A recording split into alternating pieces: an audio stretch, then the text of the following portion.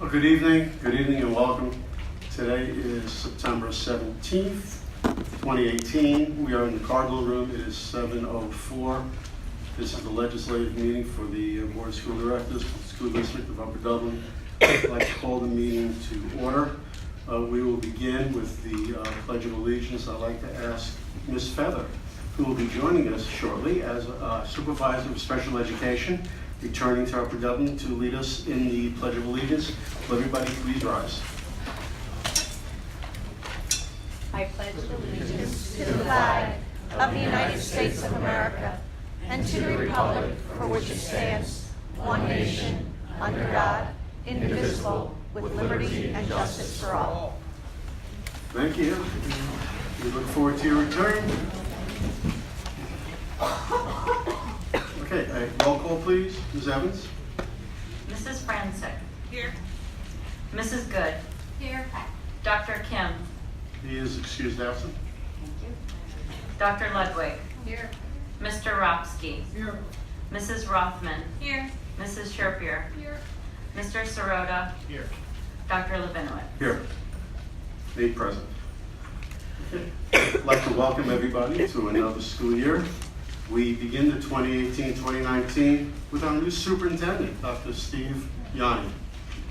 I wanted to remind the community about the superintendent search that we did back in February and March, and the pages of feedback that we received regarding what the community was looking for in our new superintendent. The top 5 themes that were gleaned from all of the documents that Chester County IU collected were communications with all stakeholders and is visible, courage of convictions, an experienced school leader, an educator and student-centered. He models integrity, or he or she models integrity, trust and respect, and is able to unify students, parents, and community, build morale, build school pride, understands the needs of special populations. Those were the 5 or 6 key items that were identified. So far, I am already extremely impressed with Dr. Yanni, and I look forward to the many years to come. I know UD will be a better place because of his leadership. We are taking steps toward greater communication. This morning, we released Dr. Yanni's first Monday morning messages. I hope many of you had an opportunity to watch that. Every other week or so, we will be releasing a new video. In the future, we plan to video out in the buildings and include students and staff. Also, after each legislative meeting, we push out the board briefs of that meeting along with the superintendent update, probably the next day or two. On the homepage of our website, we've added a button in the top right-hand corner so that our community can easily sign up to receive updates from the district. Today is only the 8th day of classes. On day 1, Dr. Yanni and I visited all of our schools. I know he's been in the schools nearly every day since. I also spent 2 additional days visiting the schools, welcoming our teachers and students, but also checking out some of the rooms in respect to the heat spell that we've been experiencing. Our principals were not shy in directing me to their hottest rooms. Dr. Yanni will elaborate on this topic and others during his superintendent report. As Dr. Yanni stated in his Monday morning message, we have developed a document entitled Steps of Communication. We believe that directing questions or concerns to the appropriate person or persons encourages greater collaboration and streamlines the process of answering questions, alleviating concerns, and ensuring that we are all on the same page.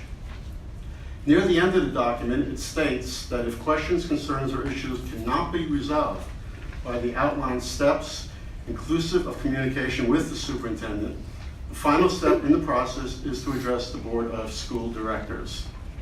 Over the next few legislative meetings, during my welcome, I intend to present to the community the roles and responsibilities of school board members. The legislative authority reads that school directors are both local and state officials. Although locally elected, school boards are agents of the state charged with responsibility of fulfilling the constitutional mandate of a thorough and efficient system of education. More to come.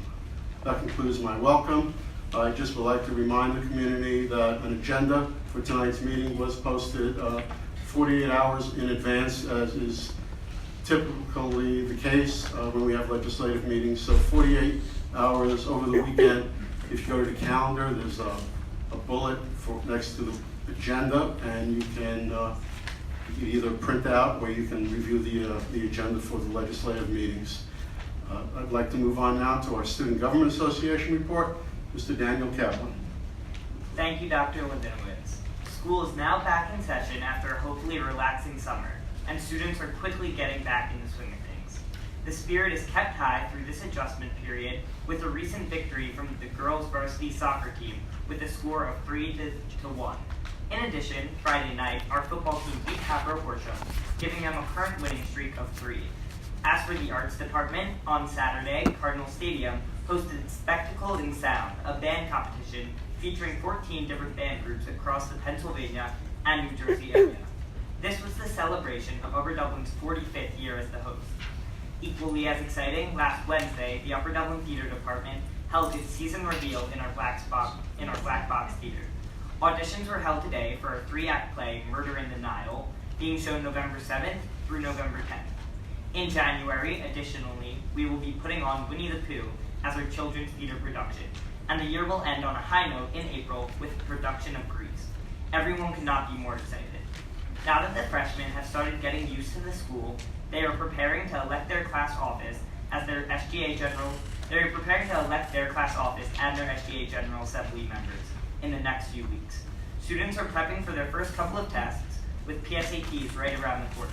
However, excitement continues with students buzzing about possible Spirit Week outfield meetings. Thank you. Thank you, Mr. Kaplan. You did a good job, Mom? Okay. Okay. Moving on to the superintendent's report, Dr. Yanni. Good evening, everyone. Daniel, thank you for a great report. It's a pleasure to have you here. We'll look forward to having you at our future meetings. Today we learned that 16 of our high school students have been named National Merit Semifinalists. We're very proud of the achievement of these students. There will be a press release coming out from the district tomorrow. But semifinalists must have an outstanding high school academic record, meet SAT score requirements, submit an essay, and get a recommendation from a high school official. To advance to the finalist stage, our semifinalists at our high school must submit an application detailing their academic record, participation in high school and community events, demonstrated leadership, employment, and honors received.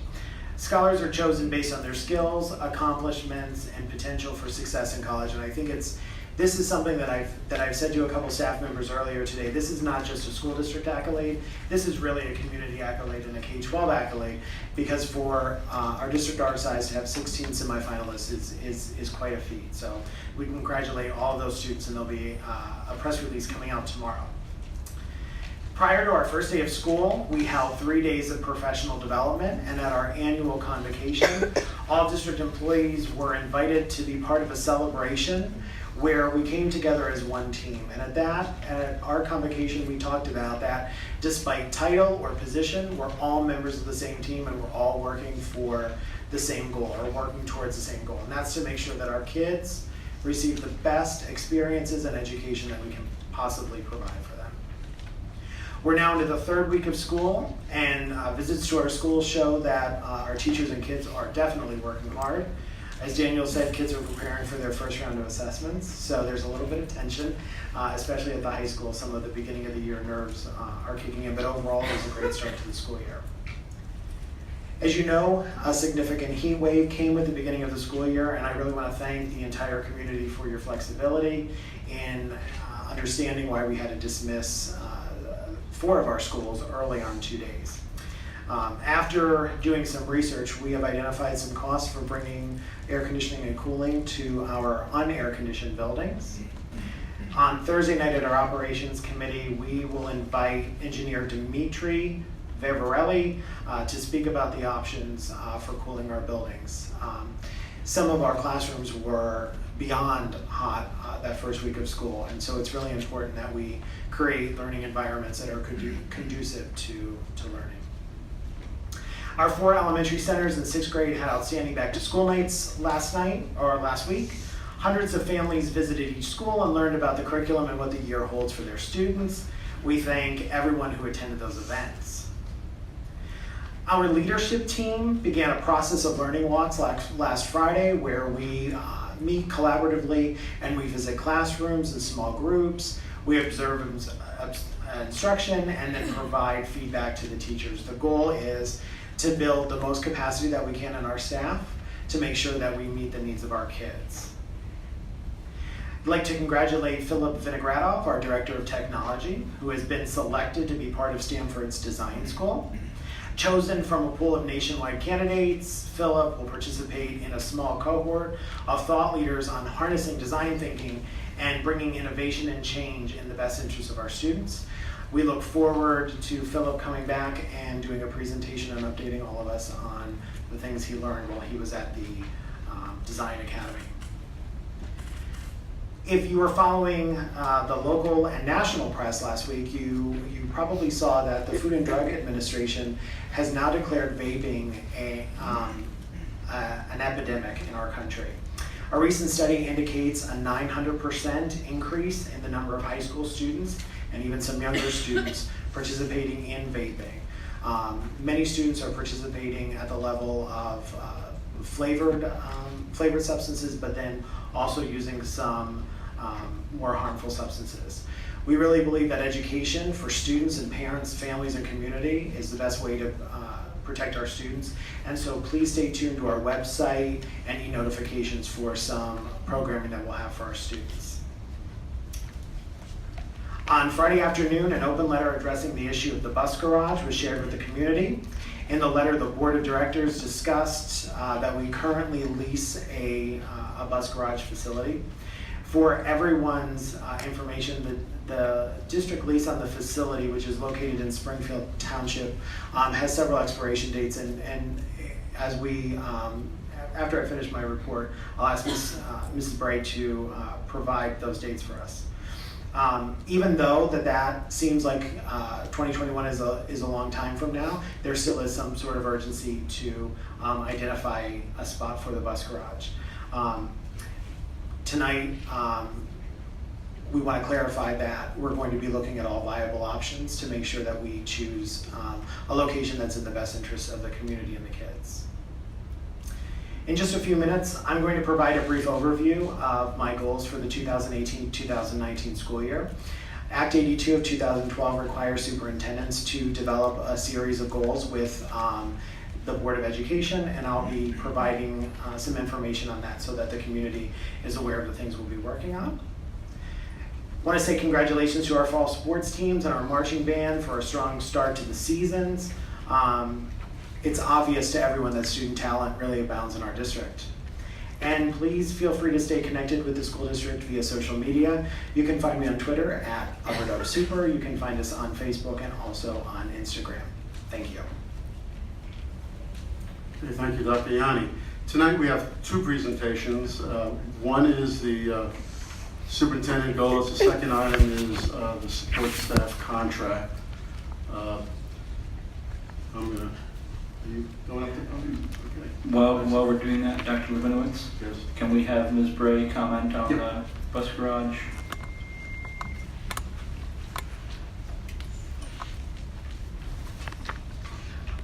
At this point in time, we are in a one-year lease, which will expire at the end of June 30th of 2019, and then we will be able to enter into another 2-year amendment to that lease, which we refer to as the second renewal term, and it will run through June 30th of 2021.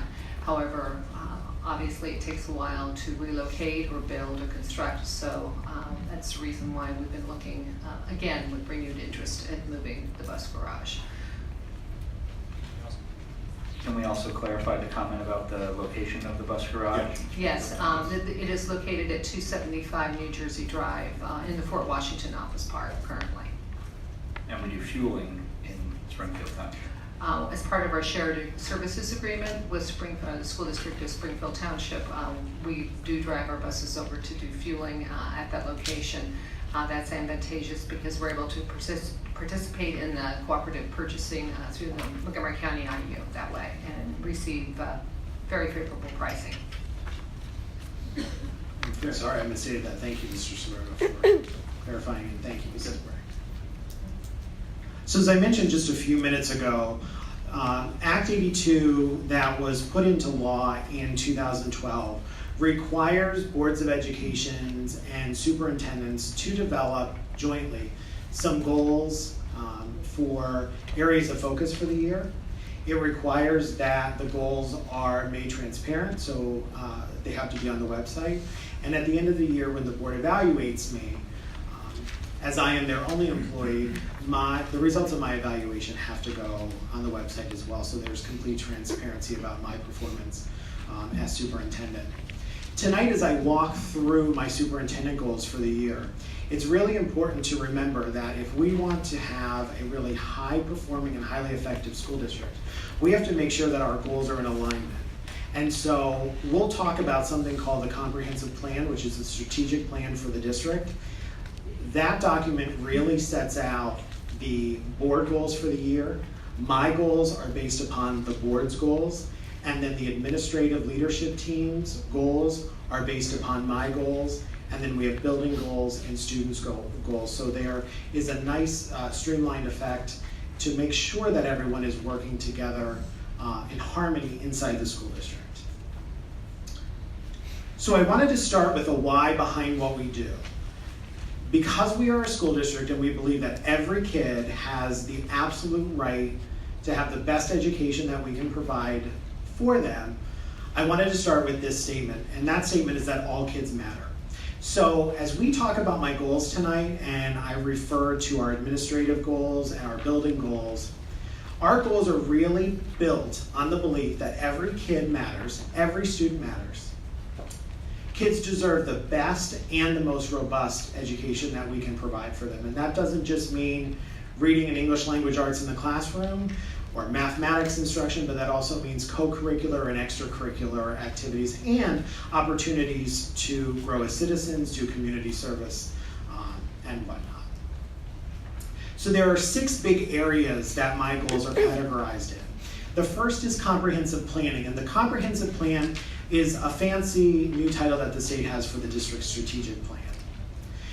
So my first goal is that I will utilize the comprehensive planning work completed during last school year, the work that was done prior to my arrival in the district, as the basis to develop the district's comprehensive plan. I'm going to be calling our comprehensive plan a strategic roadmap to continued excellence through equity in the school district of Upper Dublin. There are 2 major facets of comprehensive planning. There's a compliance piece that we have to do for the Department of Education, and then there's the real work that gets done that actually lays out action plans and action steps that will move our district forward.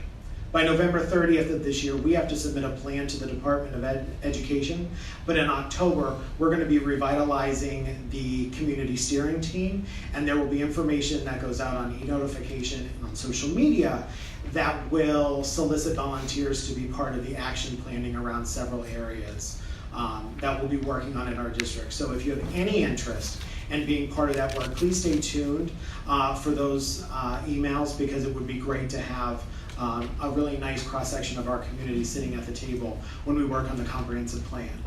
So probably at next month's legislative meeting, there will be an agenda item that simply says, put the comprehensive plan on display. We have to put the comprehensive plan on display before we submit it to the Department of Education.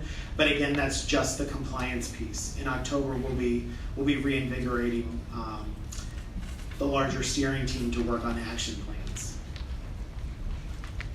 The second goal I have is around teaching, learning, and service delivery. So this goal says that I will work collaboratively with district administrators, teachers, and support staff to enhance the culture of continuous improvement and to ensure high student achievement and growth for all students. You see the word all is in capitalized. We firmly believe that every child deserves to achieve his or her personal level of success. And so as we look at our local assessment scores, our PSSAs, and our Keystones, all those state assessment scores, we're going to be looking at them not just in comparison to ourselves and other Montgomery County school districts, but we're actually going to be looking and saying, how are our kids working and comparing to students in districts of similar size and socioeconomics, and then how is each group of students from year to year really making growth? And if they're not making growth, we have to dig down and find out the root cause. Part of my job is to monitor the development and implementation of curriculum and instructional programming, provide equitable access to courses and programs of study. So we have to have high expectations for every single child in our school district. We can't put kids in certain tracks and allow them to stay in certain tracks just because we're not going to have high expectations for them. We're going to be engaging students in some feedback sessions about school, about learning, culture, and climate. I'll be collaborating with the principals on maximizing instructional time and providing support for all administrators who report directly to the superintendent, which are the cabinet administrators that you see here tonight, as well as the building principals. Under the area of operations and financial management, this is about the implementation of the 2018-2019 annual budget and the development of next year's budget, which will be a needs-based budget. Our absolute goal and intent is to stay at or below the Act 1 index. The superintendent will also ensure efficient operational facets of the district and appropriate allocations of resources. So as we move throughout the year, we'll be providing updates on the budget, where we are in terms of revenue and expenditure. We will be completing and presenting a coherent long-range capital plan, and there's something new coming from PDE. We will be complying with state mandates related to Act 44 for safety and security. Following Parkland and several other events last year, there are a number of new safety things that we have to do to protect your kids and our staff inside our buildings every day. Human resources and labor relations is the area for the fourth goal. The superintendent is really charged with implementation of best practices through HR and recruiting and retaining highly qualified employees, as well as ensuring that all employees are evaluated effectively. We have to make sure that we are attracting and retaining the very best, highest quality employees that are working with your children on a daily basis. And we have to make sure that we are being very deliberate about the correct placement of staff so that we're aligning our resources well.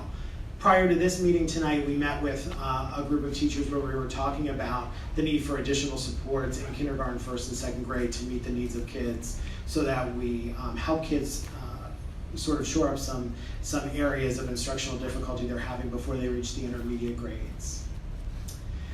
I will be supporting the negotiations process between the Board of Directors and the Upper Dublin Education Association.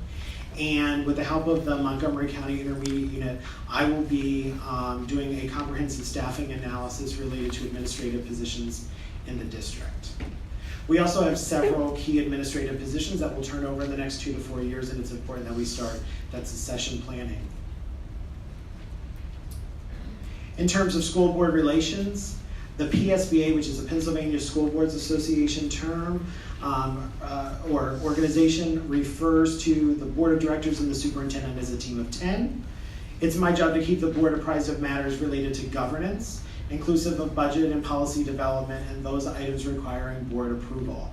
So as the superintendent and the only employee of the school board, I have to communicate regularly with the board of directors on matters of governance, keep the board apprised of federal, state, and local issues. We'll be planning a board retreat at the end of October on the roles of governance and management, and then communicate board actions to the greater community. And you've already seen some of that with pushing out the superintendent's report and the board brief, so that the folks that aren't able to attend a legislative meeting have an idea of what takes place at one of our meetings. And finally, yes, I'm charged with being a professional and to grow as a professional continually. So superintendents and principals are required to maintain Act 45 compliance. It's continuing education. I've been very lucky over the last couple of years to sit on several statewide committees and work with several professional organizations, so I'll continue that work. I have to maintain certification requirements to maintain my certification or to retain my certification and to be your superintendent. And then another piece of this will be to, in the area of communication, really release quarterly newsletters and an annual report so that we're being transparent about the work of the school district. For the board and the public, there will be a more comprehensive document about my goals and the targets and deliverables that we'll put on the website later this week, so that it provides a more granular look at the types of things I'll be doing as your superintendent. I have to say it has been great being your superintendent. Everyone has been really welcoming. So with that, I will open it up to questions from the board. Okay, are there any questions from the board regarding the presentation? Mr. Sirota. On goal number 2, the teaching and learning slide, one of your sub-goals is collaborate with principals on maximizing instructional time. Is maximizing instructional time mean maximizing the number of minutes, or does it mean maximizing the effectiveness of time spent? It actually means both, but a focus on the latter. So there are a number of hours that we're required to meet based upon elementary level of education and secondary level of education.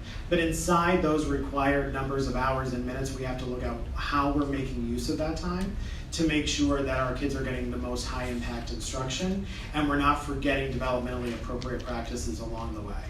So it's actually a two-pronged approach. Any other questions from the board? Okay, Ms. Franczyk? Dr. Yanni, thank you for your presentation. Just curious about on the operations and financial management goal, you mentioned a long-range capital plan. Do you have an idea about the terms of that in terms of how many years out you'd like to look and where you'll be basing that? Are we starting afresh or will we be taking historical data? So we'll be taking historical data as the start, but really looking out 5 years and 10 years. And in addition to that, one of the things that I didn't put on another slide is that we really need to engage in long-range planning around all facets of the district. So not just capital planning, curriculum and instruction, special education, human resources. Because if we don't have clearly laid out plans with benchmarks along the way, it becomes really difficult to judge our effectiveness as we go from year to year. So there'll be long-range planning in all facets of the district. Are there any other questions from the board? Okay, thank you. Thank you, Dr. Yanni. Thank you.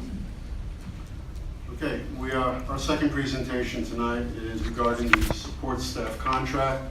I believe Mr. Sigafus and Ms. Bray will be doing the presentation together.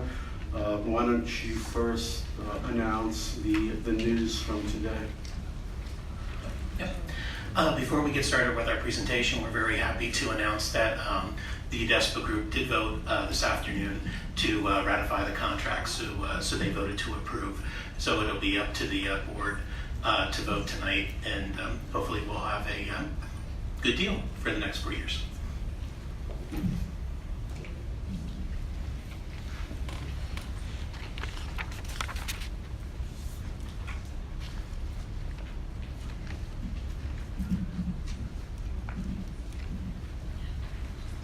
So Tom and I are going to do this together. I'm going to take the first few slides and talk a little bit about school board goals. We want to have, during this negotiation, as well as linking into what Dr. Yanni was talking about as well, a sustainable framework that minimizes, if not eliminates, use of fund balance. That is, we want to be certain that we don't, that we have revenues that exceed all of our expenditures across all facets. A compensation structure that reflects our economic realities here in Upper Dublin. Certainly things have improved a great deal over the last 10 years, but we still have some challenges regarding assessment appeals and other things that we need to deal with right now, although the future looks bright with some additional construction going on within the district. And we also are always looking at market-driven healthcare benefits that include increased employee contributions. We do have good benefits in the school district, And one way to help with those costs is to have all employees pay an increased share as time goes by. A process that permits the district to exercise some staffing flexibility in the area of transportation and also maintenance departments, and while operating within the contract. We did do more with transportation in the last contract, and we focused a bit more on maintenance during the current. It's very important as we talk about the contracts, sustainable budgeting, to know what are PSERs, that's the retirement rate for those of you that aren't frequent attenders of our public meetings. That has to do with retirement and what the contribution that the school district has to make on all of our salary amounts. In addition, contrasting that to our Act 1 index and how it is varied through the years. Noticing back in 2007-8, the Act 1 index is 3.4, and if you would run down through the list, and on Friday it became public that the Act 1 index for 2019-20 will be 2.3%, slightly less, 1% less than the current year that we're living in, 2.4. But the PSERS contributions have dramatically increased and will continue to increase. Please note that the last three items, well into the 30%, current year 33.43, and PSERS will make that judgment or determination in December. They will set the rate for 2019-20, and currently we're estimating it at 34.79%. That's what we've used in the calculations for tonight's numbers. Ms. Bray, just can you describe what this group is? Because there may be some people in the community that, when we say support staff, who it includes and the contract, that might be helpful. Certainly it would be. Our support staff contract, UDESPA, covers, and help me out here, Mr. Sigfus, want to make sure, as I just recently mentioned, maintenance, custodians, bus drivers, secretary, educational assistants. If I've forgotten. That includes like our clerical workers, as well as educational support assistants, as you mentioned, maintenance, grounds, bus drivers, and so on. Yeah, I think. Approximately how many are in this bargaining unit? About 194. Okay, thank you. Do we say somewhere the length of the contract? The next slide. Thank you. As a matter of fact, you will note on the next page that we have put together the previous two contracts, the current one, and then the contract that we're moving into. The contract in 2007-8 ran through 2009-10. Then we had a 4-year contract, and it shows the increases for that particular contract. The most recent contract, which ended on June 30th of 2018, started on July 1 of 2014. And you'll notice that increases that were attributed to that particular contract. The contract that the board will be voting on tonight, and that Mr. Sigfus showed the good news a bit earlier, is another 4-year contract running from, and it will be retro. That means going back to July 1st of 2018, running through and including June 30th of 2022.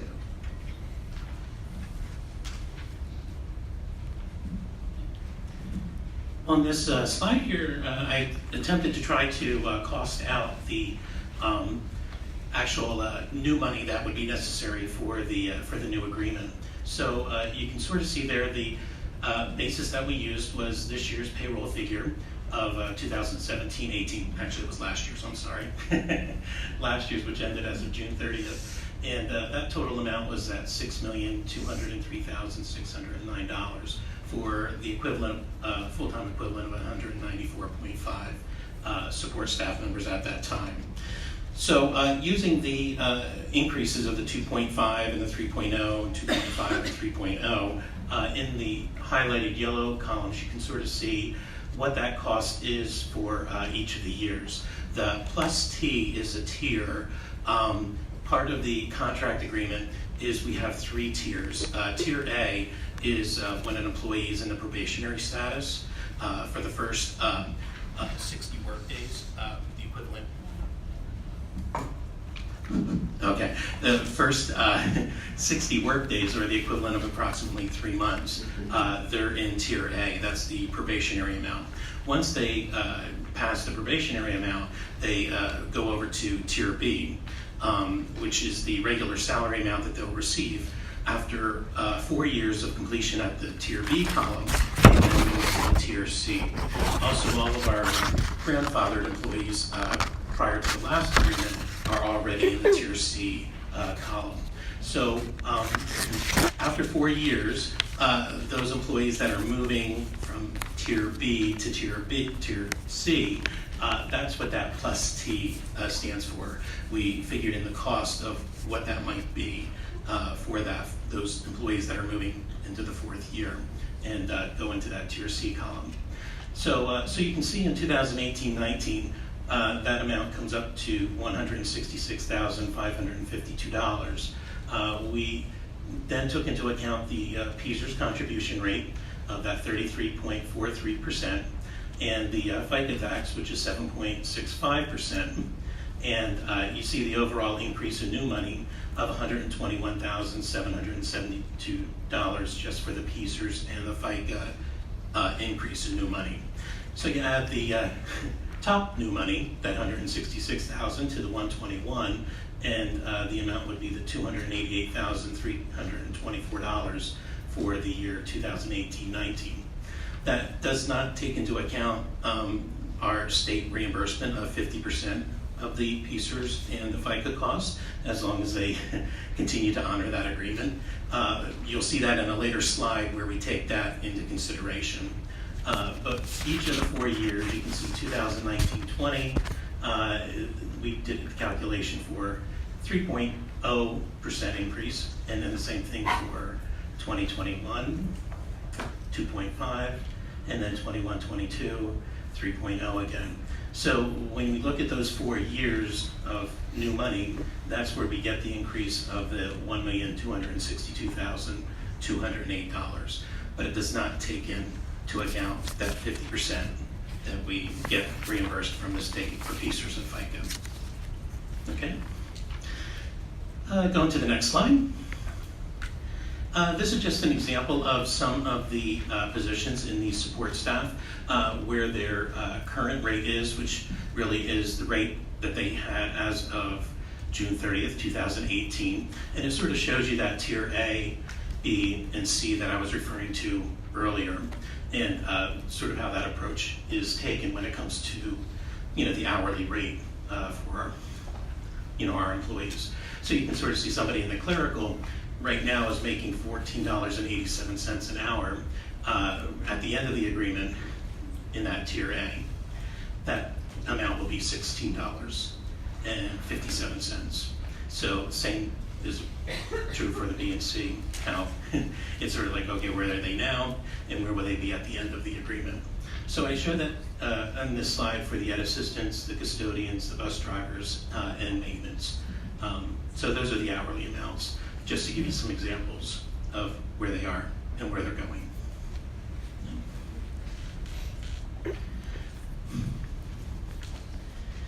The next slide shows you the current employee contributions towards medical costs, and attempts to show you we have currently 3 plans in place. That's the POS, or Point of Service 15, and employees are paying 14% of the cost towards that. In the new agreement, that percent goes up by 0.5% in each of the 4 years. So you sort of see where that 14.0 becomes 14.5 for this year, 15.0 for 2019-20, 15.5% for 2021, and 16.0% for 21-22. OC2 stands for Open Choice 2, and typically that's a 20-30-70 plan. That means you go to your regular family doctor, you pay $20 copay. If you go to a specialist, you pay $30, and 70 is if you're going out of network, it's 70% of that. So those percentages are a little bit higher. You can see how they progress. Open Choice 1 which is the next plan, is a 10-20-70 plan. So that means if you're going to your regular family general practitioner, it's $10 copay, $20 copay for specialists, and $70% if it's out of network. Those are our higher percentages, as you can see, progressing all the way up to 17.5% in 2021-22. We are introducing a fourth plan, Open Choice 3, which has a deductible. The other plans do not have a deductible, so the new plan, Open Choice 3, will be made available to the employees.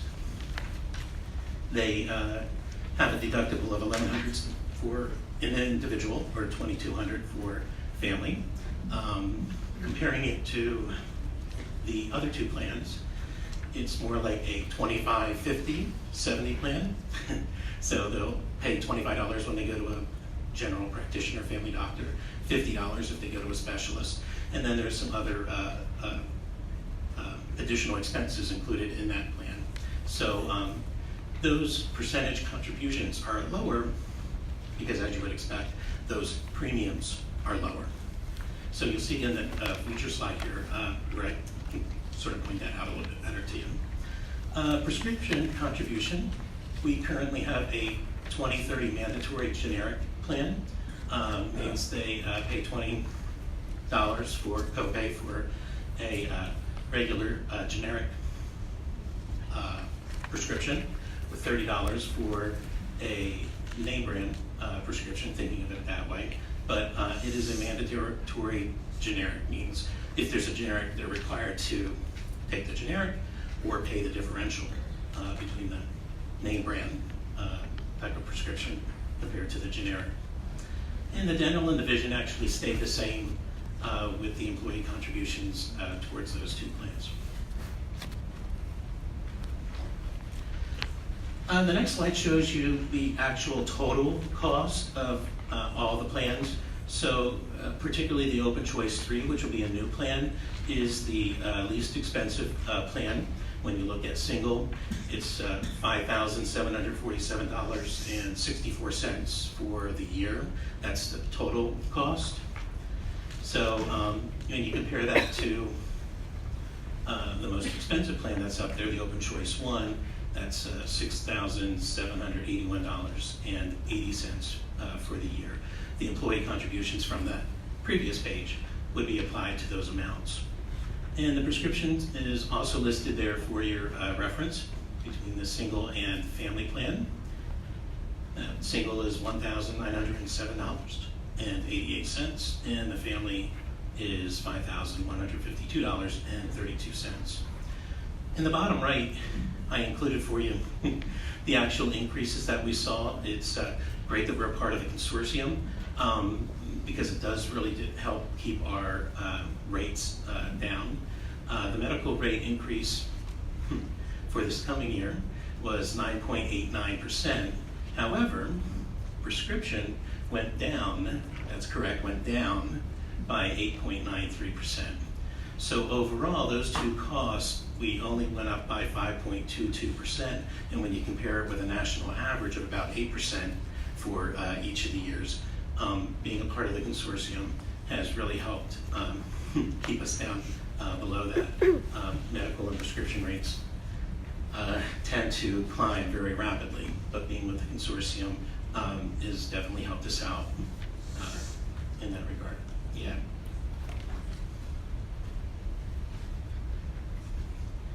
Okay, cost over 4 years, and this one is assuming the state reimbursement for the 50% of the PSERS and the FICA. Instead of the $1.2 million that was on the previous slide, it's closer to about $1 million over the 4 years with that reimbursement from the state for PSERS and FICA. But when we project out using that 8% as a conservative amount for healthcare increases over the next 3 years, that would be about $596,638 increase conservatively. So over the 4 years, taking into account the state reimbursement, comes up to about $1.6 million. However, we have some savings that will be added into those figures. So for example, when we have an employee that retires and hire a new employee, they'll be switching off from being eligible for, say, a family plan to being an employee-only benefits plan. Also, we do save some money while they're in the probationary stage and going to that Tier B stage.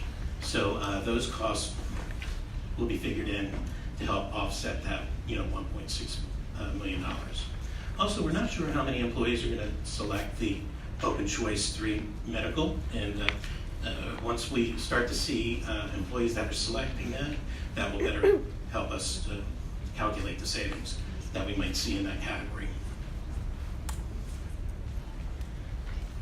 Other concessions that are in the current agreement is that in order to receive benefits at all, medical benefits at all, an employee has to work 30 hours on average per week. Anything less than that, they're really not eligible for benefits. And as I said before, new employees that are eligible, that work over the 30 hours, will have the option of employee-only coverage, but the option to buy up for spouse and dependents at 100% of the differential. Okay. You will notice that Mr. Sigafoos went through a lot of detail in trying to tell you what the assumptions were for costing out the contract. And so when we had information available for 2018-19, we used that. But obviously we needed to make some assumptions for the years moving forward. It's rather unusual to see a decrease in prescription drugs, but that was our experience, and that's our cost for the current year. We hope to be so fortunate as we move through. Prescription drug is a smaller percentage, quite a bit smaller than our medical, hence the blended rate of about a 5% increase.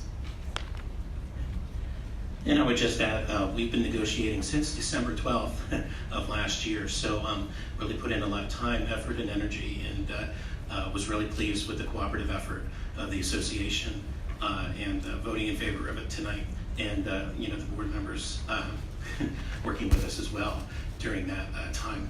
But the good news is we didn't have to resort to fact-finding or arbitration and those other things. We worked it out together, which was positive. Any questions you might have for us? Okay, any questions from the board on UDESPA? Sharpie? The consortium has been beneficial from these numbers. What is your expectation for the years coming? Because I think we had a presentation not so long ago where there was some discussion about consortium membership. Can you talk about that a little bit more? Sure.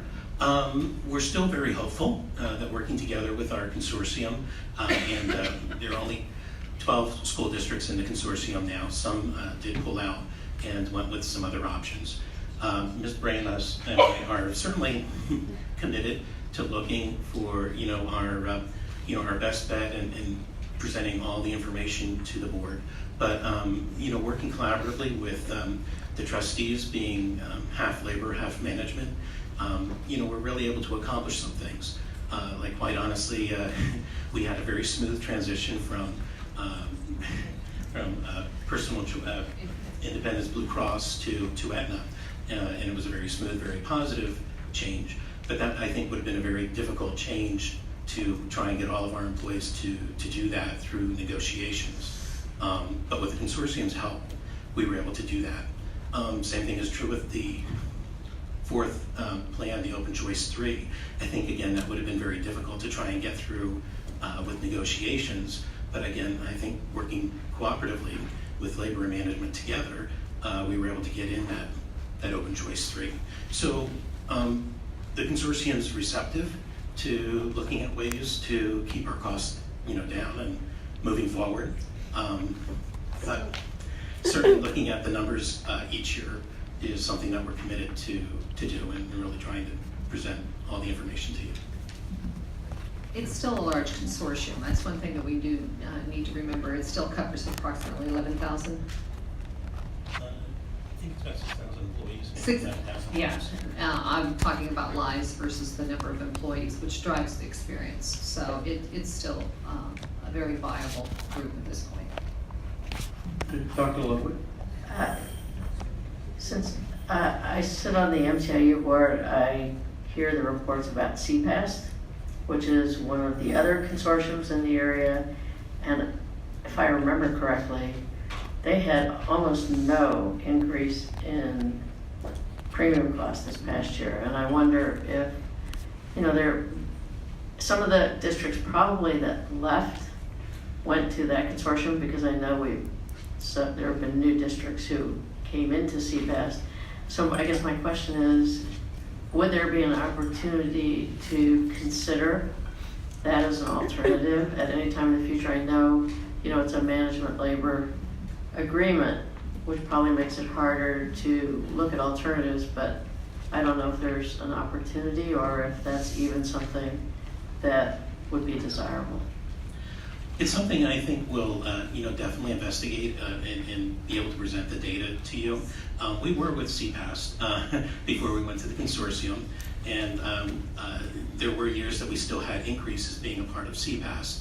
I think some of the school districts that went with CPAS took advantage of a deal where come on board, we'll keep your premiums at 0 for year 1 and 2, but then we'll see what happens year 3 and 4 and 5. So sometimes it's a little bit of a sales pitch to get people on board. But when you're self-funded, which both CPAS and the Montgomery County consortiums are, our expenses are really our expenses. So keeping the administrative costs down and to a minimum is certainly to our advantage. And working with CVS and Aetna certainly helped us do that. But in order to do our due diligence, we'll certainly be looking at all the options available and presenting that to the board going forward. And don't forget, we have Gallagher as our independent consultants, and they're familiar and work with both organizations. So they give us feedback and look at our data as well. Any other questions from the board? Okay, we will move on now. Those were the 2 presentations. At this point, we're up to our first community input. Please state, as you step up to the podium, please state your name and where you reside in the township. And I know we have a few new faces tonight, so we may not know your names, so we do need to put your name down on record that you spoke tonight. Please announce your name slowly and where you live in the township. Thank you.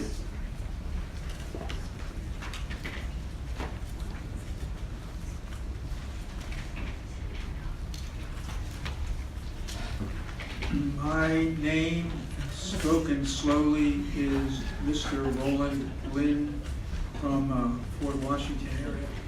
Thank you, Mr. Lynn. We know you. Here, a lot of people here tonight, and I think many of them are people who have never been to a school board meeting, and unlike me for the last nearly a half century now, it's good to see people out.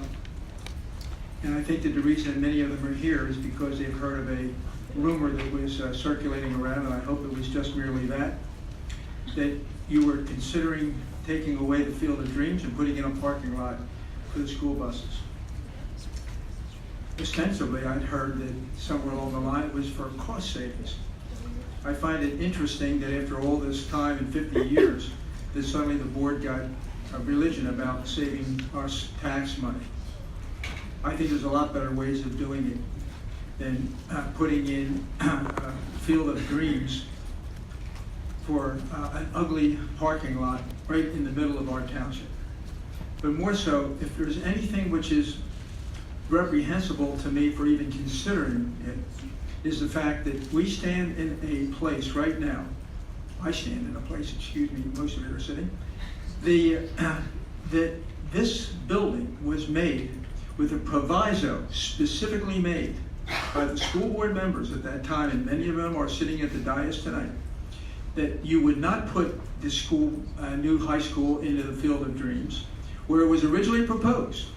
But you would keep that as open space, as athletic fields for the use of the township. It was a perfect place between the high school and the elementary school, usable for both. And to simply take that away and uglify the township, to me, is reprehensible on your part if you were to choose to go that direction. I don't know if anything more can be said other than that, except that for 50 years I've heard nothing but spending money for this and spending money for that, and suddenly you're going to save us a few dollars, a few pennies actually in our school taxes by putting a ugly parking lot in the middle of our township, I think it's just absolutely silly on your part to even consider it. You have considered putting in order to gain revenue, putting in billboards on township property.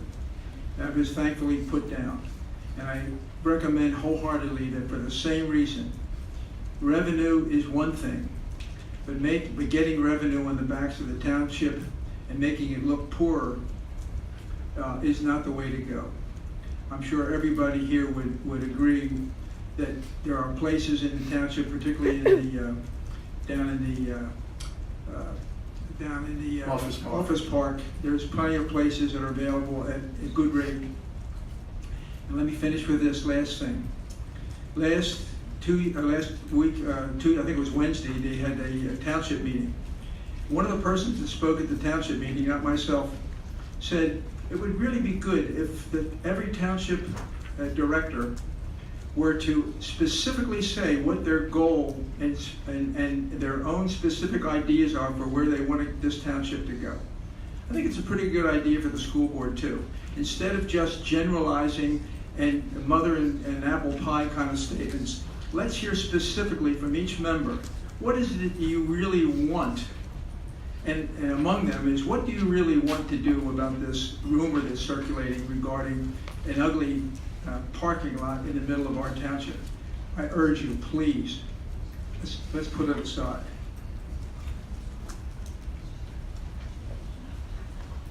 Hi, I'm Karen Zipko. I'm stealing for my seconds. I live right down the street. I'm here at the corner of Lock Ash and Cedar. And I want to actually steal Dr. Yanni's words about education for parents, students, and community is the best way to protect us. And as a physical therapist, I showed up 2 years ago talking about the effect of decreasing recess time and how that impacts the health and the education of our children. I'm here to do the same thing about Field of Dreams. That when you look at diesel exhaust, it's been identified as a probable human carcinogen in 1989. Children are 30% more exposed to the fumes due to their height.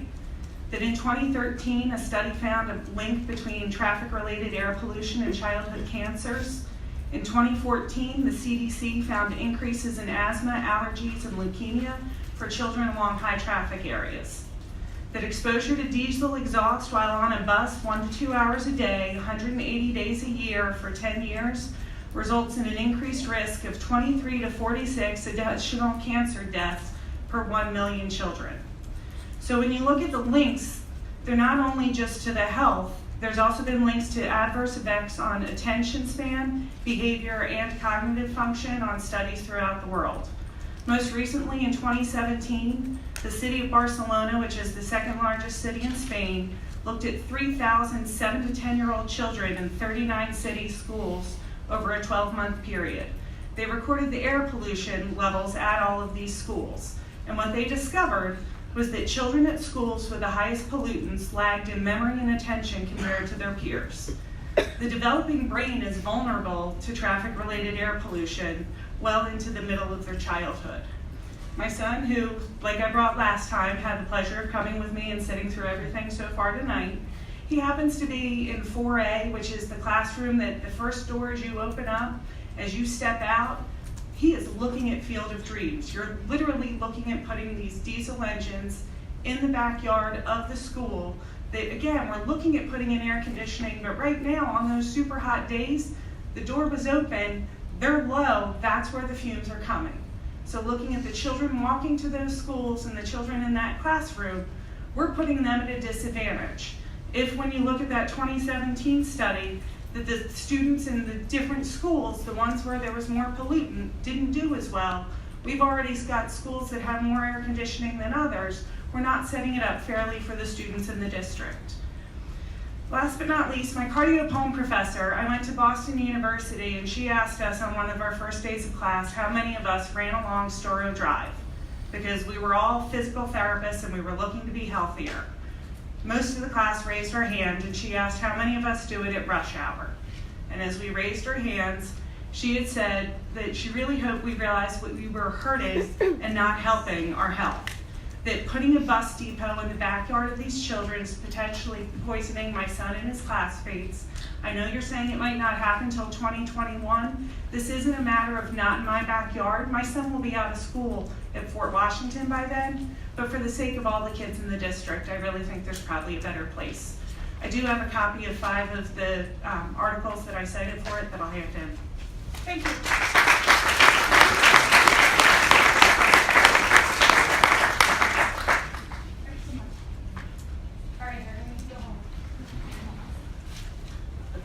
Hi, Joanna Waldron. I live in Fort Washington on Washington Lane.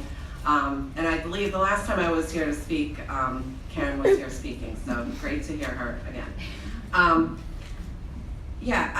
I was glad to hear Karen's comments on the diesel, on the effects of diesel, because my understanding is what's under consideration is not only a bus garage, but a fueling station, like a diesel gas fueling station. So right now, we're going to Springfield, my understanding, we're going to Springfield and fueling up our buses. We're talking about constructing that kind of fueling station, maintenance bay, as well as the parking, and putting that on Field of Dreams. That was what Dewey Engineering was looking into. And that's a completely inappropriate use of land in this residential area and also next to the school. And I think, we really need to look at what places are zoned for that kind of use, for having large bus parking, and that would be something in the office park. That is not a use that's allowed in the residential area. And this is a residential area, but for the educational property. So I think there are 3 other issues that need to be considered when we're looking, when the board's gathering information so that they can make the right decision. I would encourage the staff and the administration to give the board the information on what the real external costs are. How much is it going to be to build new fields?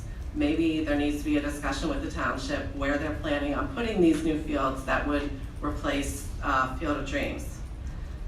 What is going to happen with the traffic, and what is going to be done to protect the view shed of people driving down Fort Washington Avenue and the children in the school. No one wants to look out and see buses or maintenance bay, or it's just not something people want to see, and that has to be taken into consideration. I think also the board should have enough information on the use by the Upper Dublin Soccer Club. I know in a couple of weeks here, we're going to have the Jack Walsh tournament. We're going to have 10,000 soccer players between here and Abington. We're going to be using Field of Dreams. We use Field of Dreams all the time. Yes, it's not Spark, it's not Cardinal, but it is a field that is desirable. In addition to having the lights, it doesn't flood the way Chack does, so it's used all the time. And also, I would like to have some more information on, why, or what the thinking was, the background on why it wasn't preserved permanently. I understand there was a 25-year agreement, but I think that a lot of people feel that the will of the community was expressed in donating money to preserve the land. So the question is, why don't we have a conservation easement on that land, and sort of what was the thinking going in there? So I think if we had answers to that, and if the board considers everything, we'll see that the Field of Dreams is really not an appropriate place for the gas station and the parking and vehicle maintenance. Thanks.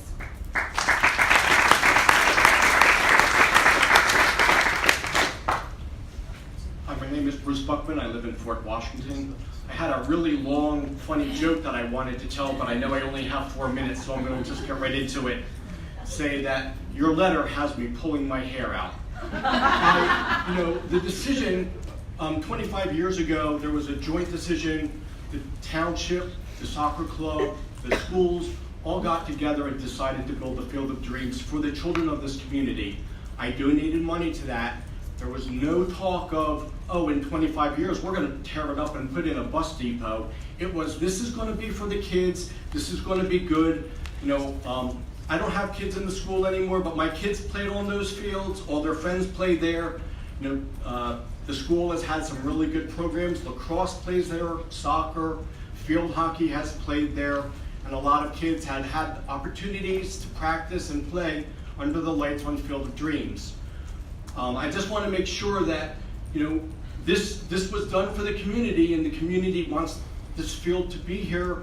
It should really be there. The bus depot can go in the industrial park. There's plenty of places to do that. Everybody knows that. We're spending lots of money. The buses have been parked in the industrial park before. It wasn't the end of the world. We need some fields. Your letter talked about there's more fields now than there was then. There's more schools now than there was then also. And if we came here and said, oh, let's tear down a school and put in a parking lot, you would laugh us out of here. I drove by tonight. I drive by that field on my way home every night. There's always kids playing there. The lights are on. It's a really nice community asset. And I think you really need to give this some thought before you jump and tear it up and make it a bus depot. Thanks.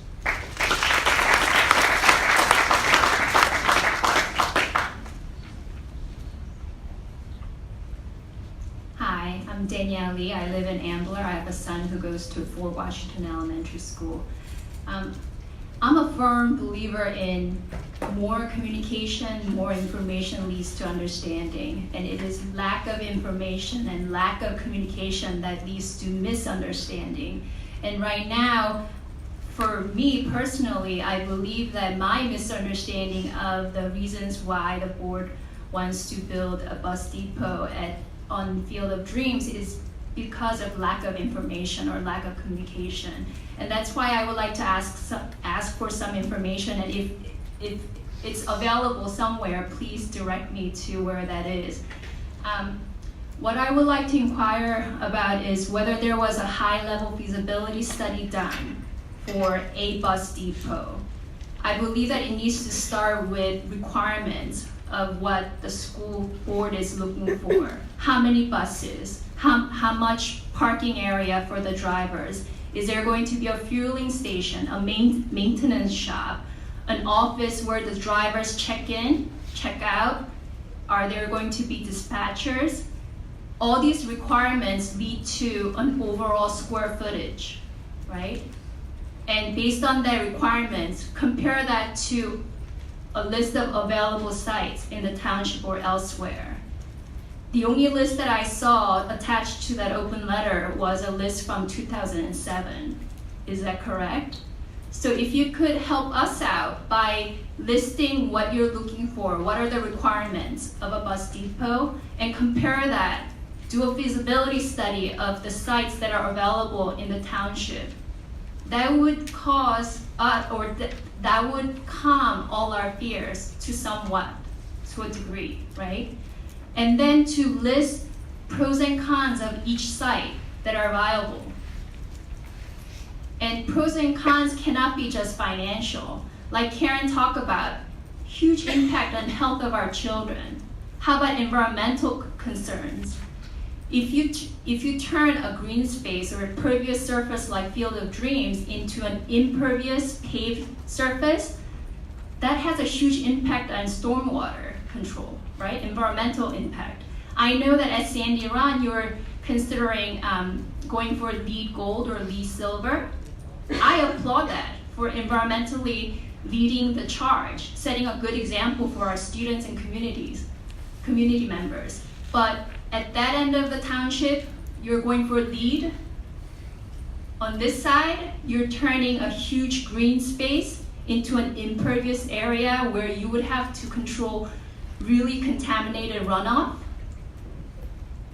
Dr. Yanni, when you spoke about comprehensive plan for the school district, I'm a firm believer, and I wanted to applaud you. But I think that needs to be consistent, not just in education, but capital planning, bus depot. I would like to just ask that you do a high-level feasibility study and communicate that clearly to the community so that we can reach an understanding, not lead to misunderstanding. Thank you.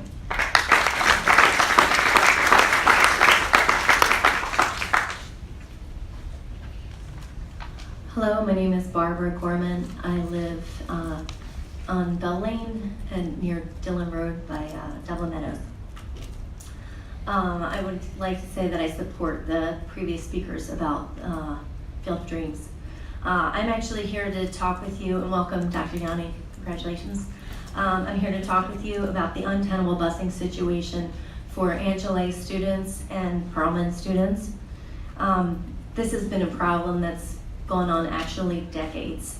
By law, Pennsylvania districts or townships, if they choose to bus students, they are required to bus students equally. So no township has to bus students, but since our township chooses to bus students, then public school students and private school students need to be serviced equitably. Currently, that is not happening for Angela students and for Perlman students. To date, our students from Angela have not been on time, and it's my understanding that the Perlman students have not been on time. We're a couple weeks into school. This has been addressed. Parents have called multiple times, and we've been told 3 times that changes were being made. We have not seen any changes made in the pickups in the Sandy Run transfer station, nor in the drop-offs. Moreover, it needs to be safe, and there are multiple instances, a long history, and if you would like a detailed account, I can survey everybody and write down multiple unsafe instances. There is a breakdown in things. After talking with Mr. Robbins on Friday, a couple weeks ago, I talked extensively with him. He said, we're gonna make corrections, and I said, well, busing should be good on Monday and Tuesday because the township schools are closed and Perlman is closed, so Angela shouldn't have a problem. Monday morning, I had a bad feeling in my stomach and went to the bus stop with my son, called the township after the bus was 6 minutes late. He said, it's 5 minutes behind. Well, clearly it wasn't 5 minutes behind. And he said it was on its way. Still 5 minutes behind. 9 minutes after, as I was still on the phone with him, the bus showed up. Had I not gone to the bus stop with my son and gone to work, he would have been standing there alone with no plate and wait to get to school. That is unacceptable. He was dropped off at Sandy Run. He was not dropped off where the transfer was supposed to be made. Luckily, he and I had figured it out the day before when I dropped him off directly at Sandy Run, and as a 6th grader, he was able to walk on the campus of Sandy Run to the appropriate spot. Thank goodness that he wasn't a 1st grader or kindergartner, because I can't imagine what would happen. Probably what's happened in years past, which is he would not have had an adult looking out for him. It is not right and is not lawful to discriminate against our students. And Dr. Yanni, I appreciate that you are concerned that all students matter and that the education for all students is important. All of us choose what we think is the best choice for our children for schooling by the neighborhoods that we move into, the schools that we send them to, public and private, and we are entitled to equitable busing, regardless of what choices we have, what choices we make. Springfield has more buses per runs and students than us. Wissahickon has more, North Penn has more. Both Wissahickon and North Penn outsource. I know that there's work being done for the long term, but we need a solution right now in the interim. So we need a better solution than what we have for right now, so our kids get to school on time.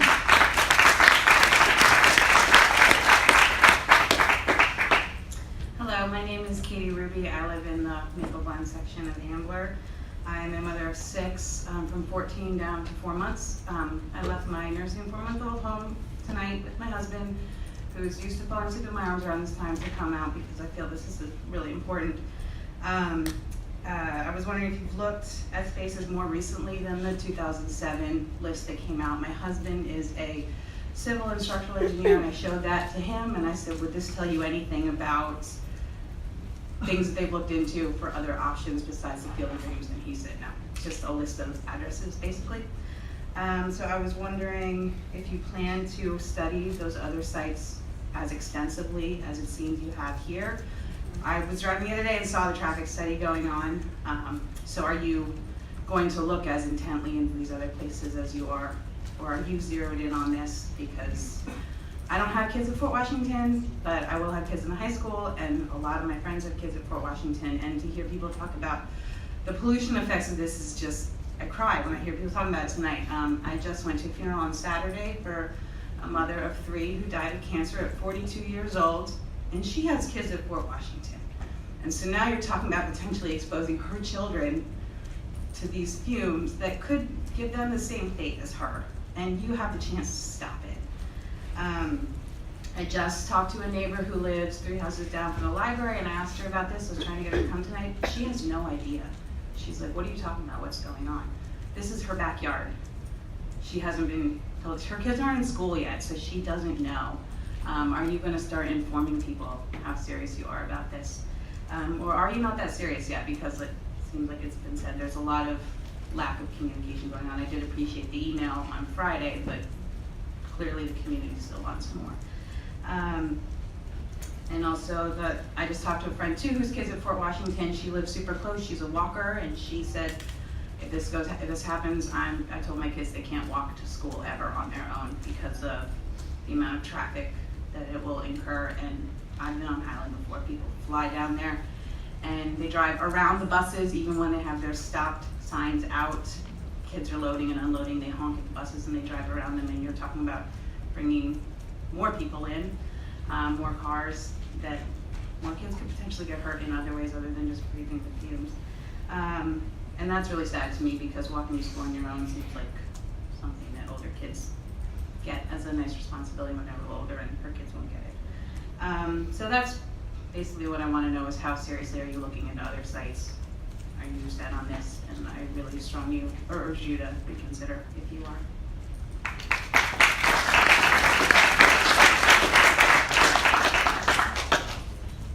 Julia Watt, Fort Washington. Earlier this evening, I was texted a photo of about 25 little girls playing on the Field of Dreams tonight. A text from a travel coach from Upper Dublin Soccer Club who's been in the club for years. I'm at the Field of Dreams for soccer right now. Lights on, 3 teams practicing here. Not sure where we would put these teams without this field. As our sports continue to grow in our community, we need to preserve the space for these kids. I don't agree with building a bus depot here. I thought having a coach-parent real-time perspective would be important tonight. I can't help but sing Pave Paradise, Put Up a Parking Lot. I'm here to speak on the behalf of the 930 signatures, plus others that can't be here tonight because of so many other reasons. I sent you all a link of the petition, and I hope you all, as board members and advocates for our community, have looked at every single comment on there, from teachers, residents been here for decades, residents that have been here for a year. The negatives of this project clearly outweigh any positive. The open letter that you sent was from 2007. My questions are this: where is the updated list from 2018? What is the district properties that we currently own that we can look at? What properties in the office park have we looked at? And if we haven't, why haven't we? Additionally, the lease property that we are leasing now, is there a potential to buy that property and keep the buses there? As we look at making our water clean in our schools, very concerned about the toxins that will trail into our water basins, including Lakash Reservoir, that goes into our drinking waters here at these two schools, as well as homes. It's been stated at board meetings that there is toxic waste underneath Field of Dreams. If that is ripped up, those toxic waste will go right into our basins. For those of you who have been fighting for clear water, this should be the #1 reason for you to come out and say, we are not building Field of Dreams there. We need to work with our township, keep the library here, make this our hub, which it is, and put the stuff down there. What's the percentage? Another question is, what's the percentage that our Upper Dublin Township needs to have for impervious land? When we put our addition on our house, they were super strict with everything, which they should be, and they should be doing their due diligence within our township as well. Thank you for having the traffic study. We saw it at arrival and dismissal at Fort Washington. My questions are, do they have a pedestrian count to count the 100, 150 parents, students, siblings? Will there be a survey completed for the entire morning from the start of when the first school bus leaves and when they come back? A traffic study officer reported at our crossing guard that she should wear a suit of armor. He has never seen an intersection this close to an elementary school with this much traffic. When we asked you to keep recess, we don't need to bring research. It's common sense. This is common sense. It may seem like we have plenty of fields for our soccer clubs. I don't know, 25 years ago, I wasn't playing soccer. There wasn't this many travel soccer teams, but it's far from it. Kids practice on that field until 10 o'clock at night. It's one of the only lit fields. Last week, several nights, coaches were arguing about trying to get there because our track fields were flooded. My daughter and her teammates practiced there 2 nights a week. She was so sad and so confused as to why we would be taking this up. I'm thankful for the movement. It was fundraised. My other question is, have you communicated that to all the people and all the local organizations? I'm thankful for the movement in our communication. I'm thankful for those on the board who have responded to my emails and have reached out to me personally. I'm hopeful to see that we can have more dialogue with our community. And with that being said, I just urge you, I beg you to stop moving this forward. Stop tomorrow, find other places. It's the ethical thing to do for your community.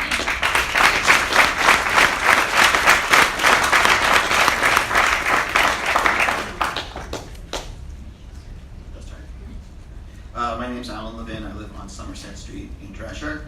My concern here tonight is with the busing that we heard a little bit about before for Pearlman and Ansley.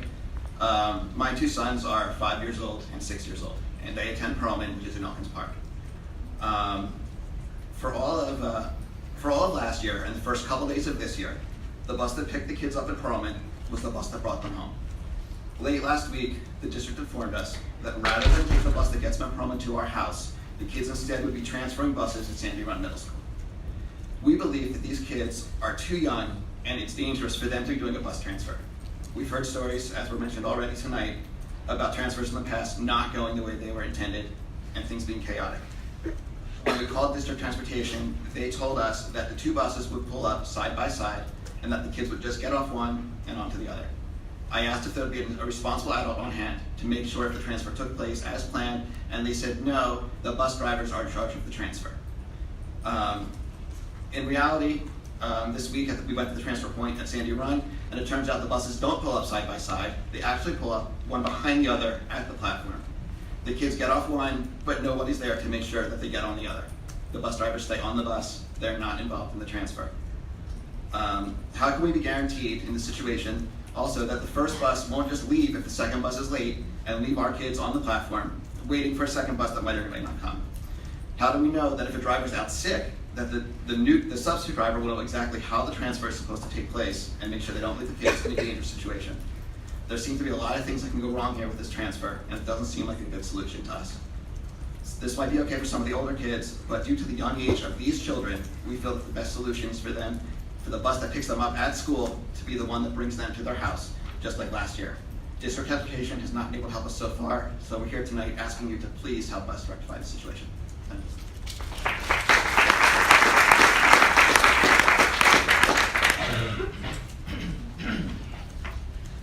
Hi, my name is Reed Tonic. This is my wife Randy. We live in Dresher. Fix the mic.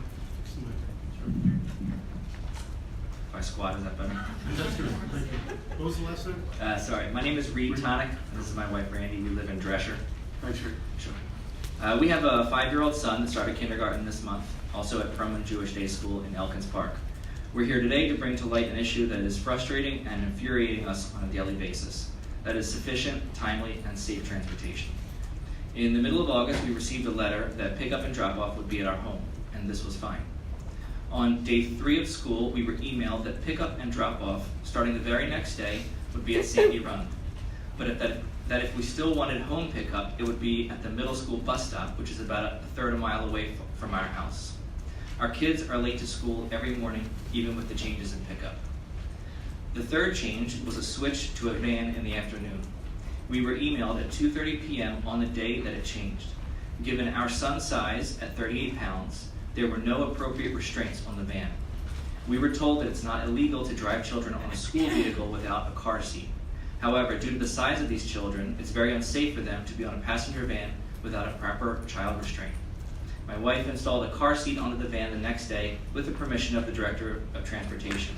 But we were told that there's only room for one proper restraint for small children on the van. Additionally, our son, who's 5, and shouldn't be walking by himself from a bus to a van at a depot at the middle school. The last change was Friday of week 2. We were emailed that we needed to be 10 minutes earlier for drop-off at Sandy Run. However, that's very difficult due to the Sandy Run start time being the same time as drop-off. So it's not 10 minutes earlier, it's more like 30 minutes earlier to get there before the middle school students arrive. We live 8 minutes from the school, and it was a 40-minute round-trip drive this morning. In conclusion, we've heard that our bus was not shared with another private school last year and in years past. We know that these issues were not present in years past because the buses were not combined. Therefore, we're requesting that a dedicated bus or van be used for Perlman Jewish Day School. Thank you for your time and your consideration.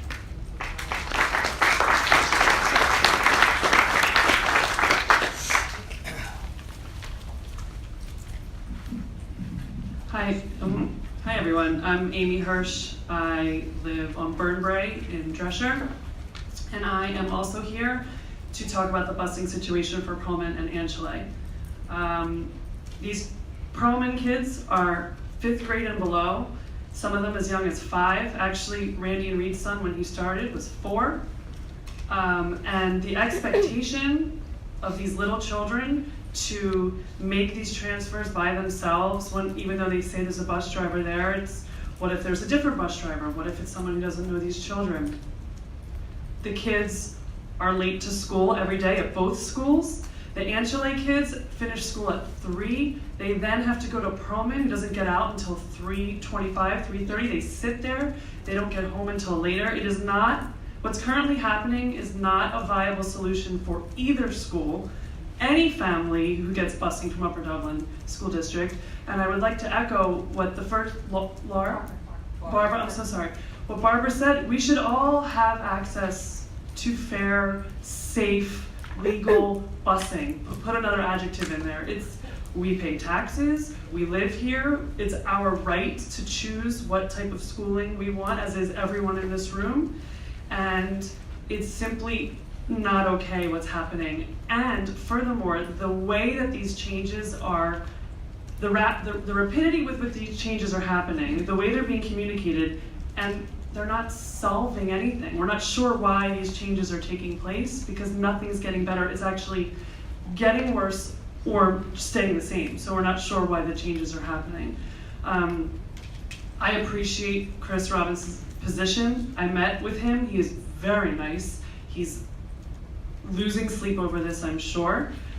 But it's not working. He's just not doing what needs to be done. And I don't know whether we get separate buses for the 2 different schools or, it's not my job to figure it out. Thank you all. I know that there's some other concerned parents as well, so I'm going to give up the floor to them.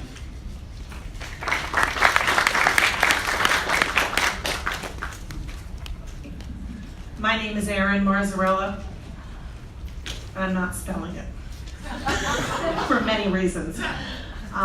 Welcome, Dr. Yanni, and thank you, ladies and gentlemen of the school board. I too am here about the busing issue for Angele and Perlman. I have been a resident of the township for 20 years and have had children taking buses for 13 years. It has always been a disaster. In kindergarten, they left my 5-year-old on the bus platform for 30 minutes on election day because Sandy Run was not in school. He was by himself for 30 minutes. In 2010, they had my 2nd grader riding with the emotionally and criminally based kids from St. Mary's who were having oral sex on the bus while he was on the bus. That was in 2nd grade. He came home and said, wow, Mom, they have some nice language. He didn't see it, but my older one came in and said, Mom, I think they were doing something while he was there. So my children have been late for school every day they've ridden the bus, sometimes as much as 40 minutes late. Today was great. They were there right on time, but they missed morning announcements, so that's not great. Their afternoon bus is an hour and a half. They get on the bus at 3 o'clock at Angela and come home. Now, Dr. Yanni did talk about how hot the schools were those first couple days. These children were on the bus without water, without a bathroom for an hour and a half. Actually, it was probably an hour and 45 minutes that day. As Barb said, Springfield has more buses and less students. Wissahickon has more buses, but I think they have more students. And North Penn outsources all of their busing. There has to be a better solution for our children. We do have a right to know what the other buses are doing for the non-public schools. Sorry. Dr. Yanni, you mentioned that all kids matter. Would it be acceptable for other children in the district to be on the bus for an hour and a half? Angela is 12 minutes down 309. We are not talking 40 minutes away. Equity in the school district, you have an obligation to bus these children in a fair and safe manner. I would appreciate you looking at the situation.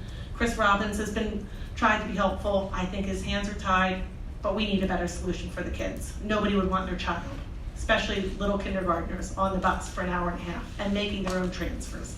It's not safe, as illustrated by many children in the district. So, thank you for your time.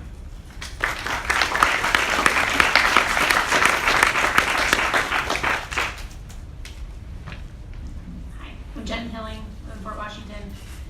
I've spoken with several folks over here at this table. I'm going to echo everything that the other parents have said. And by the way, the Field of Dreams issue, I applaud everyone here for their words. I agree 150%. My kids have played on those fields. They continue to play on those fields, and hopefully that will remain the same. With the busing, again, I don't want to regurgitate everything that's been said. I agree about the number of buses. I think the transportation system is broken, and I think we are ignoring it. We don't have enough buses, period. It's only my 2nd year with a child at Angela. Last year we had our own bus. We had 0 problems. My kid was home within 45, 50 minutes every day. First day of school, he was home in about 2 hours from the time he got on the bus. He actually passed out and hit his head on the bus because he was so hot. It's been an hour and a half consistently since we fixed the problem, and by fixing it, it was what everyone's talked about, bus transfer, which is not a viable solution. And I think, the issue, and we've talked about a bunch of different things, but the issue for me, or one of the big issues, is time on the bus.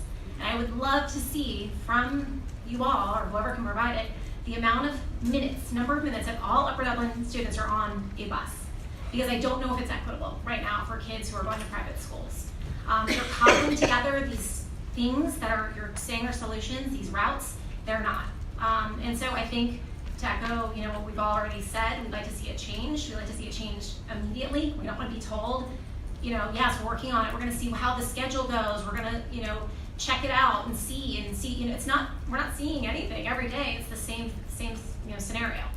It's not getting better. So I'd like to see things fixed immediately. I'd like to go back to what we had last year, which was separate buses for Pearlman and Angela.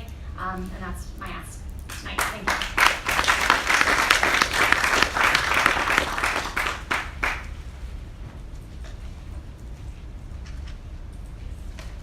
Good evening. My name is Lori Pazewski-Reddy, and I live in Maple Glen. I'm here as well about the Angela and Pearlman busing. I'm not going to repeat what other people have said. My son is a first-year 6th grader at Angela. Day 1, bus never showed up at my house. Day 2, bus never showed up at my house. I pay a lot of taxes to the school district. The only benefit both my kids get is busing, and it's not working. 75 minutes is the shortest bus ride my child has had on that bus. It drives 15 to 20 minutes in the opposite direction to go to the Pearlman school, wait there today for 15 minutes, 15 minutes back towards this way, and then an additional run to Sandy Run. 75 minutes today, every day he comes home and vomits because he gets bus sick.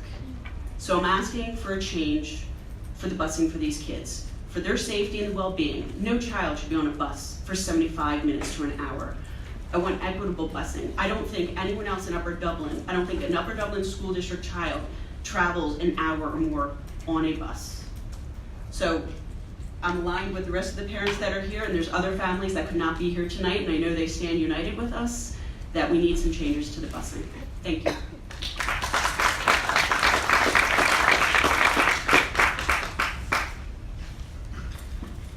Hello, Andrew Bush, Maple Glen. I wasn't going to talk about transportation. I said I wasn't going to talk about it. But it's a mess. It's been like this for every year that I've been in this district with kids in the schools. Every year there's something. And it's gotten a lot worse. 2 years ago was the whole rerouting disaster. This year there's all of this disaster with the private schools and the others. It's horrible. That's all I'm going to say about that. The other people have said a lot of appropriate things to address it. As far as the bus depot, again, everyone has said as much as can probably be said, but I do have a question. I think Ms. Bray mentioned that there was savings because of the joint fueling that we do with Springfield. I want to know how much that saves, and is that a factor in this as well? Because if we're going to try to put a fueling station in whatever capacity it's going to be, in whatever location it's going to be within our district, what is that increase in the fueling cost going to be for that, wherever that is, hopefully in the industrial park. Another thing that I wanted to mention was around the AC, the air conditioning and the heat in the buildings.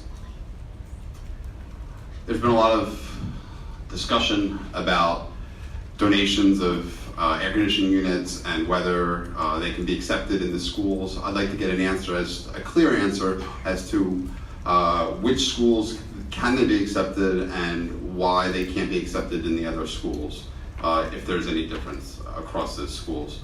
I've heard stories about kids falling asleep on the bus and then ending up at the next school, things like that. Whether or not that's true, I don't know, but that's what I've heard, as well as obviously all the other reasons for with the heat exhaustion and all that stuff. So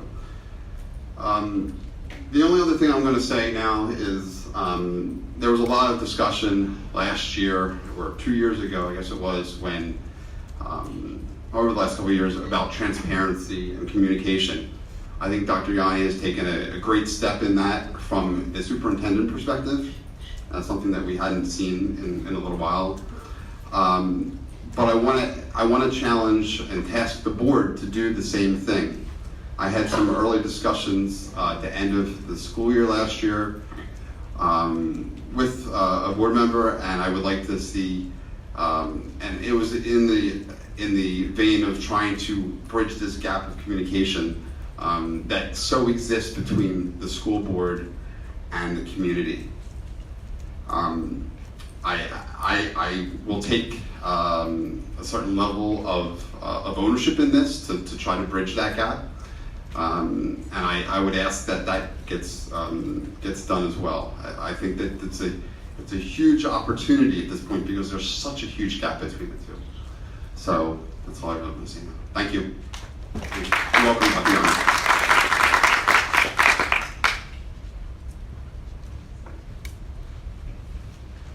My name is Michael Carney. I live at 521 Madison Avenue. I'm a Pisces. My favorite color is magenta.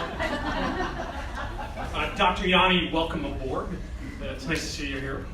I wanted to talk a couple minutes for the bus depot. I think it's great that the township and the school district are trying to work together here, and that they're trying to find some savings. That's something we want to encourage. I do think that's a good thing, so let's do that. Let's do more of that. In our household, we divide things up between, when it's budgeting, needs and wants. The needs are the basic things, your food, your water, shelter, all that. Wants are nice things, they're great to have, but you want to kind of keep them small so that you have money for things that are really important. I think this bus depot idea is a want more than a need right now. I don't think it's crucial. I also think it's a bit extravagant the way we're approaching it. And we have a 23-acre piece of land, and we're going to turn it over to a bus depot, okay? Colmar, private operator in Colmar, uses 5.5 acres for 140 buses. It's like 25 buses per acre. Springfield Township uses their own school parking lot, and they can get about 80 buses on there per acre. Upper Dublin School District, first pass on the plan here, we have 23 acres for 50 buses.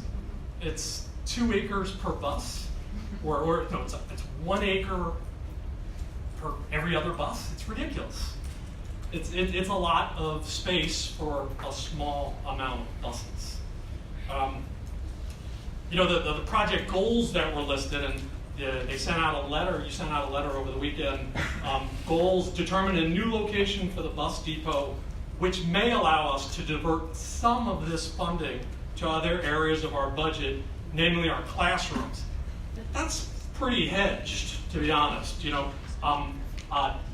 may allow us to divert some of this funding, okay?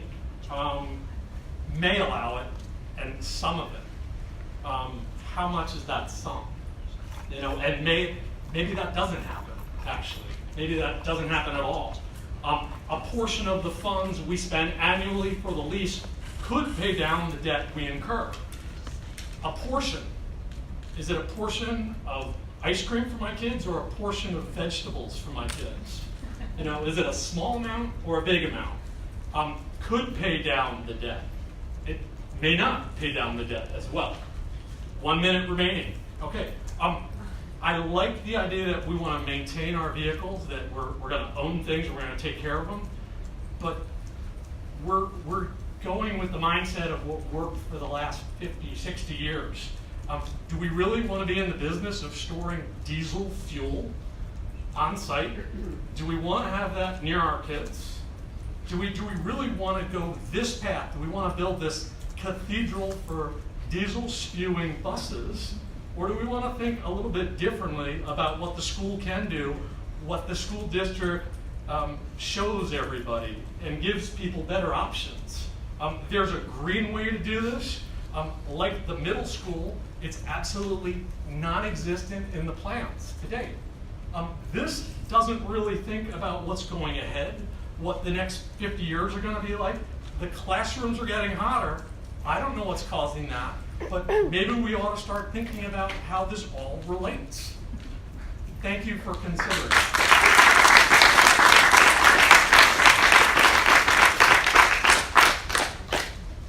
Hi everyone, my name is Rose Boudelier and I live in Dresher. Thank you for having us here tonight, and I'm echoing the sentiments of all the Angelet and the Perlman parents. I don't need to repeat everything that they've said, but what I wanted to do was just give you a real-time example of what's happening with my own son. He is an 8th grader at Angelet, and I've always been too afraid to send him on the transfer system for obvious reasons when he was younger. Now that he's an 8th grader, he has a phone with him, he can text me, he can tell me exactly what's going on. So for the last 9 mornings that we've gone to school, 2 of those mornings the bus did not show up for him. And the other 7 mornings, we were arriving at school anywhere between 7:59, which was today and Friday, and the other times were 8:05 or 8:10. This is from Angelet. This is a newsletter that we get every week. School starts at 8 a.m. This morning, when Brendan arrived at 7:59, he texts me from the corner of Limekiln and Church Road, and then he has to turn his phone off. And he still needs to, at 7:59, get to school, unload the bus, get to his locker, get his books, and get to the classroom. So on any given day, he's been about 5 to 10 minutes late for the start of his classes. In the afternoon, Brendan's one of the lucky kids. His ride's only an hour and 15 minutes. He's one of the first drop-offs. He has told me stories of a lot of these little kids who are tired, they're hot. It's just too much. We had a bus last year, and it was great. It was the only year that my child has ever been able to use the bus. We're really hoping that you'll go back to that system. And I'm going to actually cut my remarks now because Brendan has to deliver the morning announcements tomorrow. So I have to go home because I'm gonna have to drive him to school. Thank you.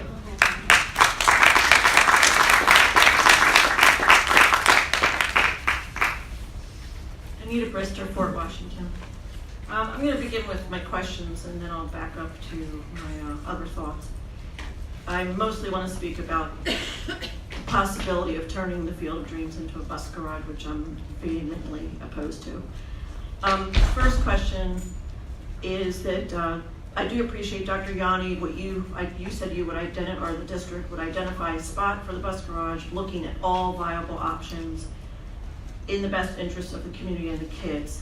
Because that letter from the board that was posted last Friday, I think, it was very, to me, I found it confusing because it had an attachment for things that were looked at in 2007. So my question on looking at all viable options in the best interest of the community and the kids is, would you be able to tell us tonight a rough idea of when you think you'll have that ready and when it would be presented to the public? Another question, which I actually asked in August, but the answer was confusing to me, so I'm going to ask again. I would like to know who paid for the July operations meeting presentation by Arif Fazel from Dewey Engineering. I asked it before, and the answer was that some things were initiated regarding the bus garage with the township. But Arif did an actual presentation at the July operations meeting. Who paid for it? Does it mean the township commissioners paid for it, which would be unusual to then have it at a school board meeting? Or does it mean that the school board paid for his presentation? As far as I know, he doesn't work for free. So I'm trying to understand the process. All right, this is now my concerns, which I did say some of these in August. And some of it, I could just start with Roland is very articulate, so I'm going to start with him. I was going to talk about the aesthetics, but obviously the opposite of that is the ugliness. And Brenda, you probably, I don't know if you remember this, but at one of those meetings, when people did ask you about, people meaning some people on the board asked about other options, you said, well, bus garages aren't very popular. People don't really like to have them. And where it is now is in the industrial park, the office park, whatever we want to call it.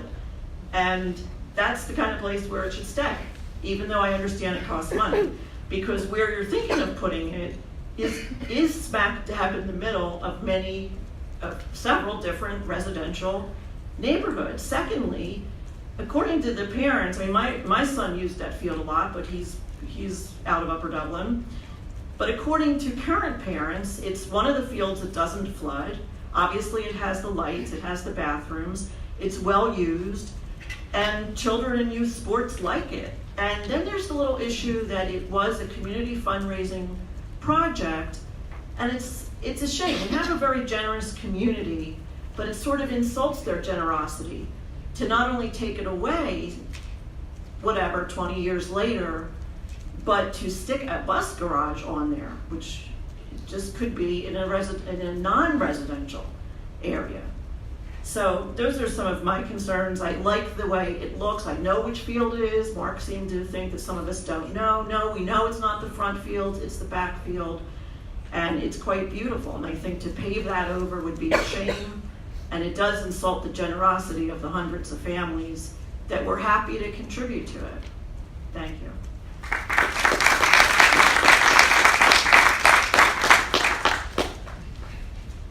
Jen Kuznets, Fort Washington. I'm just going to go a little bit of a kind of bigger picture.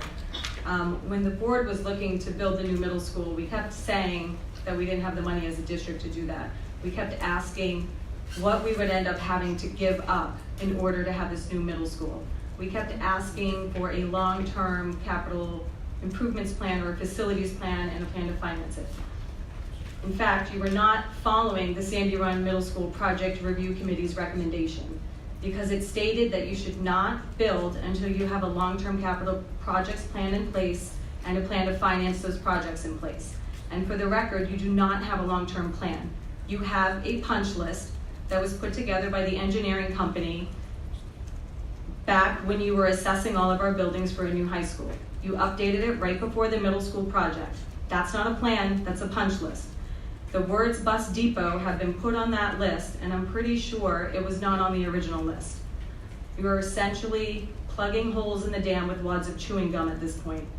Had you told the community we need to build a new middle school because we severely neglected the one we have, and we will most likely lose 2 ball fields at that property, as well as the Field of Dreams, and not have enough buses for the private school students so they can't get to school on time, the community might have stopped you then. So here we are trying to save one of our community assets. It seems like now we know the middle school will at the very least cost us the Field of Dreams. I'm not sure what else it's gonna cost us moving forward, but we haven't even broken ground. I don't wanna hear that we're a victim of circumstances and there's nothing we can do about it, the lease, the this, the that. We've known we have a lease and that it's up for renewal and things need to change. We have the highest amount of debt legally allowed to borrow, and now we don't know what to do with our buses.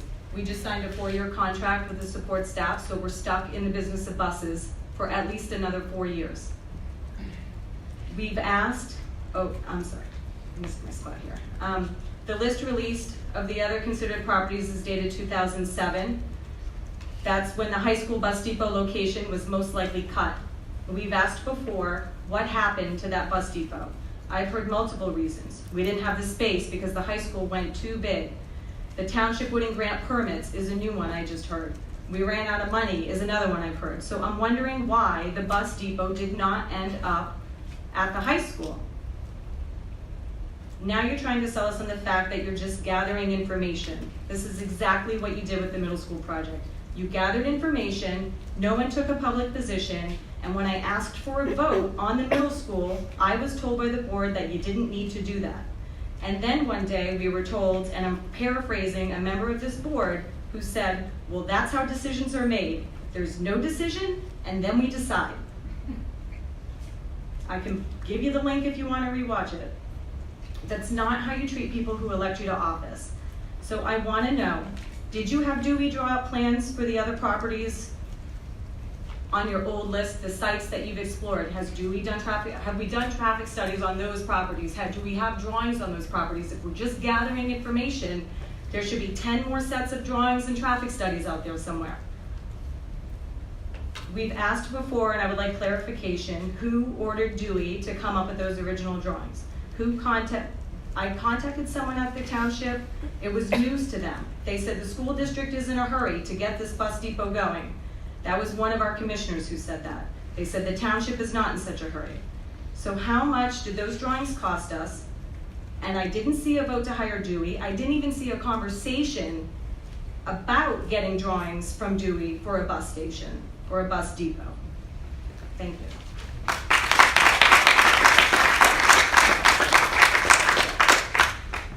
Jenny Vitella, Ambler, and I just want to actually piggyback a little bit on that. Actually, I asked several times, probably a year ago when we were going over Sandy Run, because I was against that because we couldn't afford it. And one of my things was, we might have stayed on budget for the high school at $120 million, but what did we lose? And I knew we lost the bus depot. I didn't have the facts. I didn't get an answer by anybody sitting at the board or the administration. We actually had to do a right to know request, and found out that indeed the bus depot was supposed to be in the high school like it had been historically.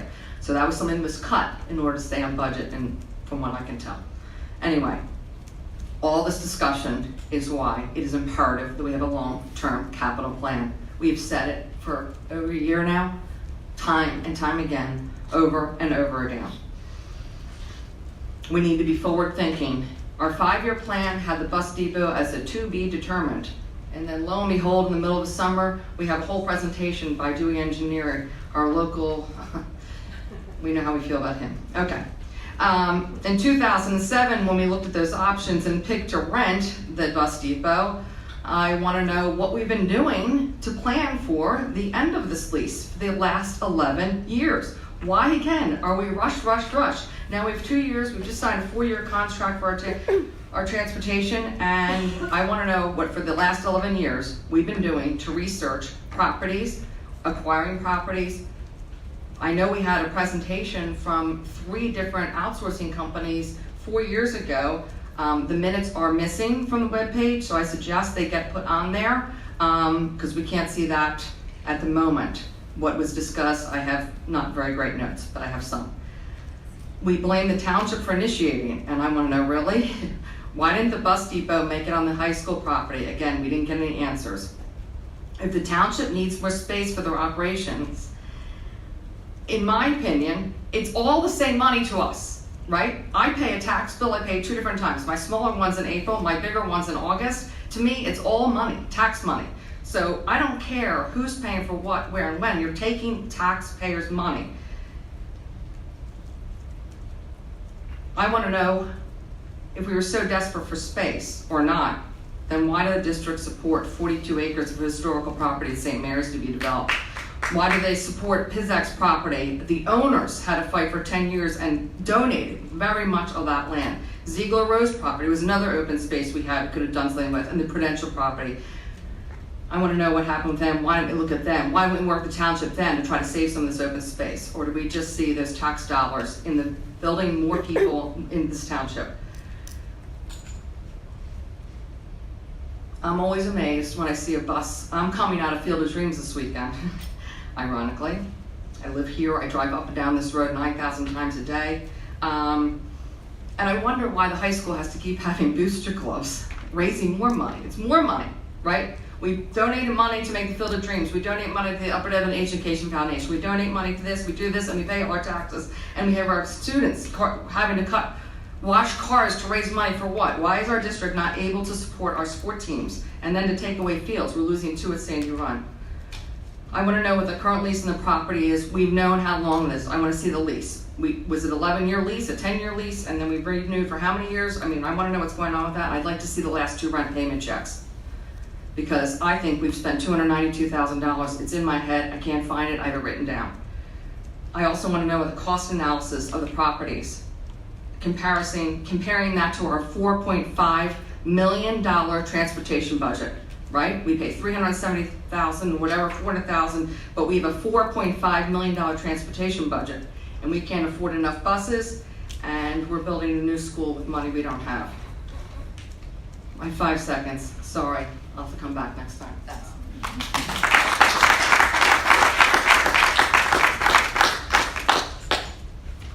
My name is Claire DiDonato.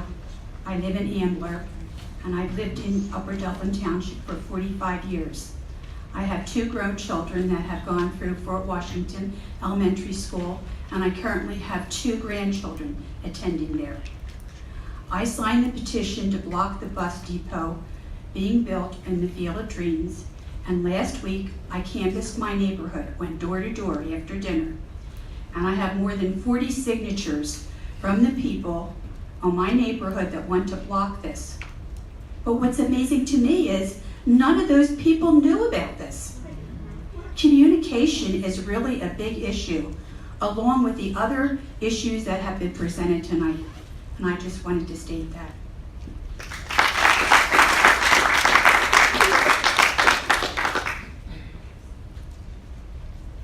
Good evening. My name is Paul Nicotera, and I'm a resident of Willow Grove.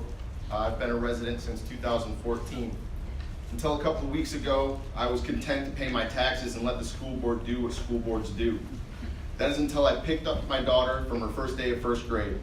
She was dehydrated, overheated, tired, and showing signs of heat exhaustion.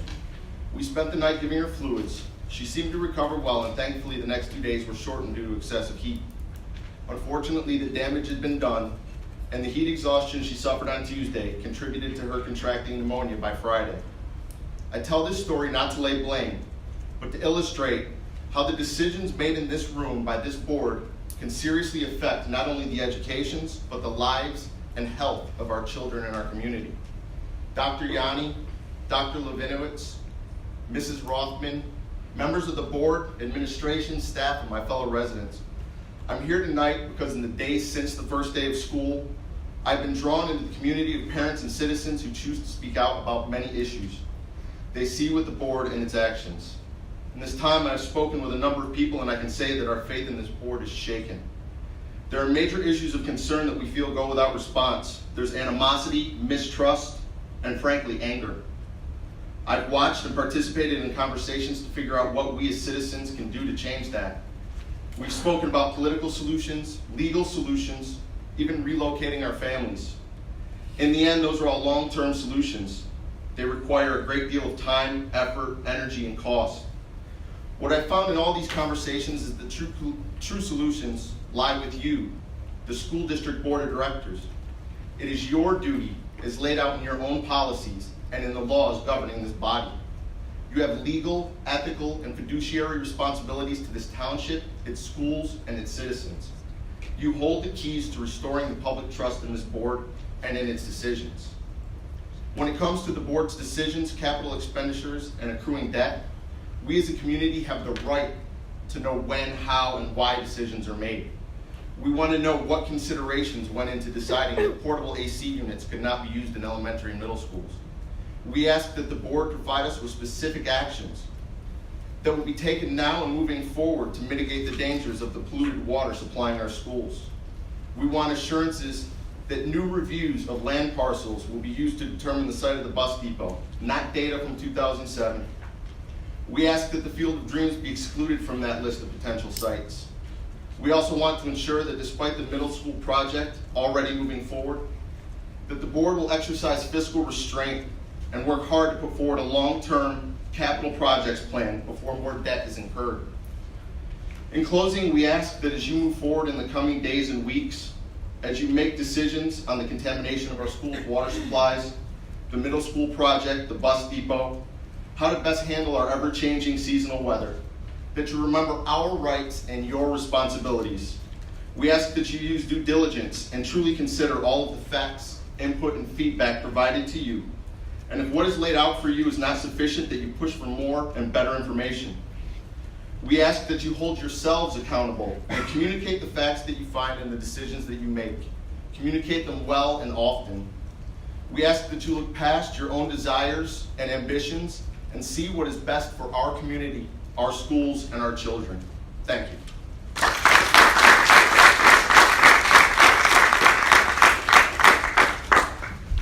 Jill Florin, Drescher. I'm not going to repeat what everyone said. I'm definitely in support of looking for an alternate space for the Field of Dreams. I just want to say that all these people that came out tonight took time out of their busy schedules, as we've done many times, to talk to you. We hope that you listen. I know sometimes it's hard to pay attention to all of us. We have a lot to say and it's important, and all we ask for you is take Dr. Yanni's lead. Listen to us and communicate. That's all we're asking. Thank you.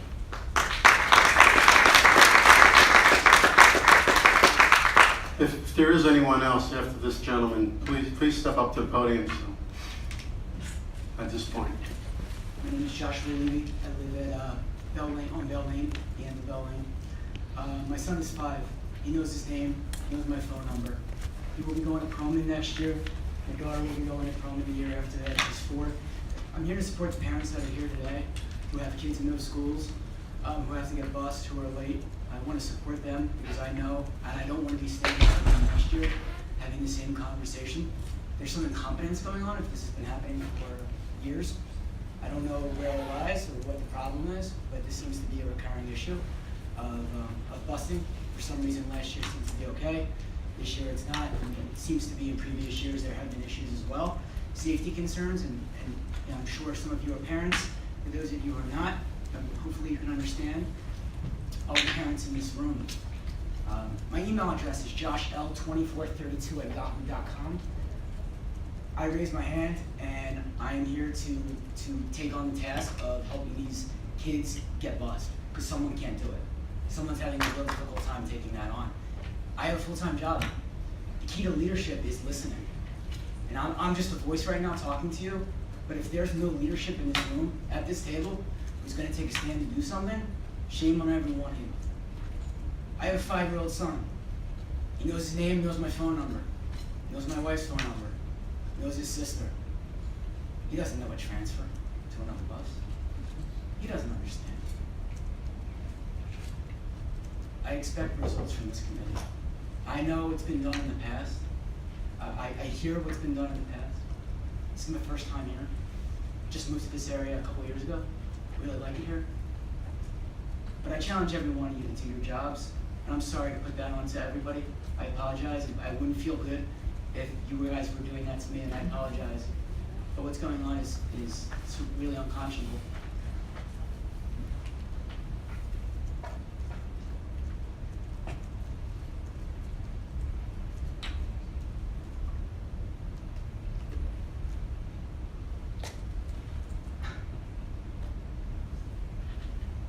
I can't imagine what it must be like for a 5-year-old.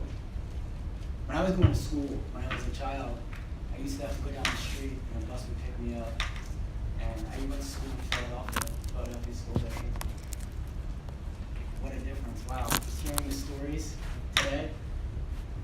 Yeah, Philadelphia always has a bad rap, Philadelphia school district, school system. By far and away better, so far, from what I've heard. It's unbelievable. Amazing. A 5-year-old being transferred on another bus. I support the parents that are here today who have kids going to prom in Radaway who are late for school. I'm here for them, but I'm here for my son, my daughter, and for the other kids that are going to come after me. I urge you, please make changes to the school, to the transportation. Please. I shouldn't even be having to make that plea with you. It should be common sense. I hope I'm not up here again next year. And if I do, I'll say the same thing again until it gets done. I'll send letters, I'll send emails, I'll make phone calls. You now have my email address. I'm available to whomever wants to talk. It goes for parents as well.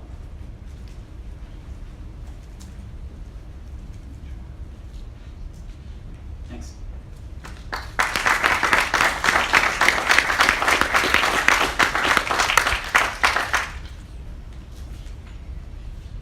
Am I supposed to press something on here? No. Okay, good. All right. Good evening. My name is Alina Taylor. I live at 3123 Jamestown Road, Glenside, well, Ardsley, on the other side of the tracks, in Upper Dublin. I would like to just say, I know it's hard being leaders, but one of the things that Dr. Yanni said struck me tonight when he said that all kids matter. Well, I would hope that everyone considers that. My daughter, the youngest daughter, she's in 5th grader at Thomas Fitzwater Elementary School, the school on the other side of the tracks, does not have enough air conditioning. And if you take a thermometer into some of the rooms, it's over 95 degrees. Even the last superintendent, Dr. Wheeler, she was sweating profusely last year, and the year before that, and the year before that. I think it's negligent that we do not, I mean, I know the PTO of Thomas Fitzwater Elementary School, we raised a lot of money so that we could have air conditioning in each of the rooms. But I don't know what happened with that. I'm a community leader and a community organizer. I would like us to put cultural sensitivity training on the table, back on the table as a strategic plan. I know that not everyone benefits. Like my husband's a police officer. He's the only black police officer in Upper Dublin. And like what my husband has to go through being the only one, it's really difficult for students who do not look like their teachers year after year we keep getting new hires, but there's no one that reflects the community. I mean, I think that was one issue that was not mentioned tonight. And I would like that to, I would like cultural sensitivity training for teachers be on the agenda and remain on the agenda until people can start separating their own biases and just care about these kids and treat them the same. I do want to say one more thing as far as discipline. Why is it that the highest percentage of students of color are disciplined the most? They not only are given this, they're not, I know it doesn't reflect how the world works. I get that. But I choose to sing about the truth, which is a lot of African American males in this school district, the ones of prominent families, are going to private schools because of the mistreatment that they're feeling from this district. I know also too that my husband is a police officer. Oftentimes, if he's coming in to handcuff a student, they are African American. You have to finish up, Mrs. Dowd. Oh, I'm sorry. Okay. That's okay. Do I get 30 seconds? Okay. I just wanted to just point that to the group that all of us are Americans. We need to be treated equally and fairly, no matter what side of the tracks you live. We're taxpayers, and I know you're trying to do the best you can with the resources that you have, and I get that. It's hard, but we really need to keep, think about everyone in the community as much as you can. And I'm also talking to the group here. I understand your fight, and it's so easy to blame, but if we all roll up our sleeves together, we can solve a lot of problems. Thank you. Thank you.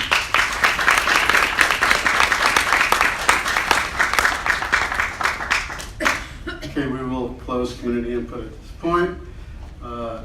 Seems like the two major topics tonight, obviously, is transportation and the bus depot. So why don't we start off with the bus depot? Ms. Bray, we'll turn it over to you.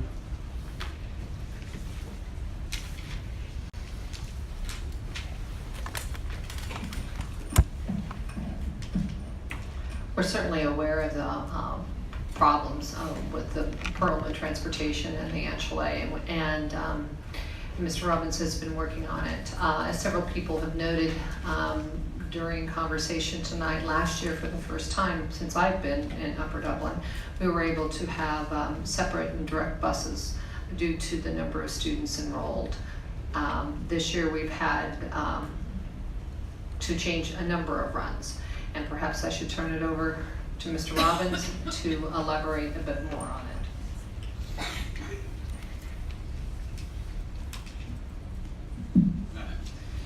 Yes, as Mrs. Bray said, a lot of our runs changed. Our needs changed from year to year due to enrollment.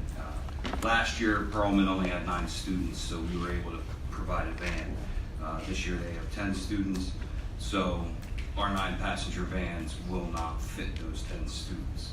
So in looking at our numbers and all of our 43 non-public schools and our own 6 public schools, combining them made the most sense to us to provide adequate transportation. And in doing so, it's not that much different than what we have been doing for over 2 decades. Transfers have been occurring at our schools for, as I said, more than 2 decades, just by polling our own drivers who've been here for that long. Of our 43 private schools, 15 of those schools do transfers. We only have 7 schools that have their own dedicated bus or van, and we have up to 4 schools at a time on a bus.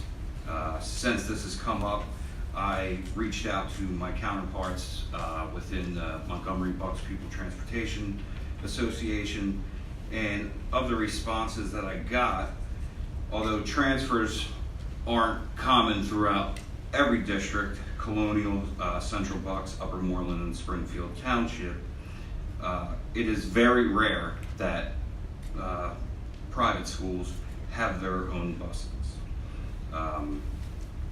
Colonial has up to 4 private schools on a bus at the same time, Central Bucks up to 6, Upper Moreland 4, Springfield Township 3.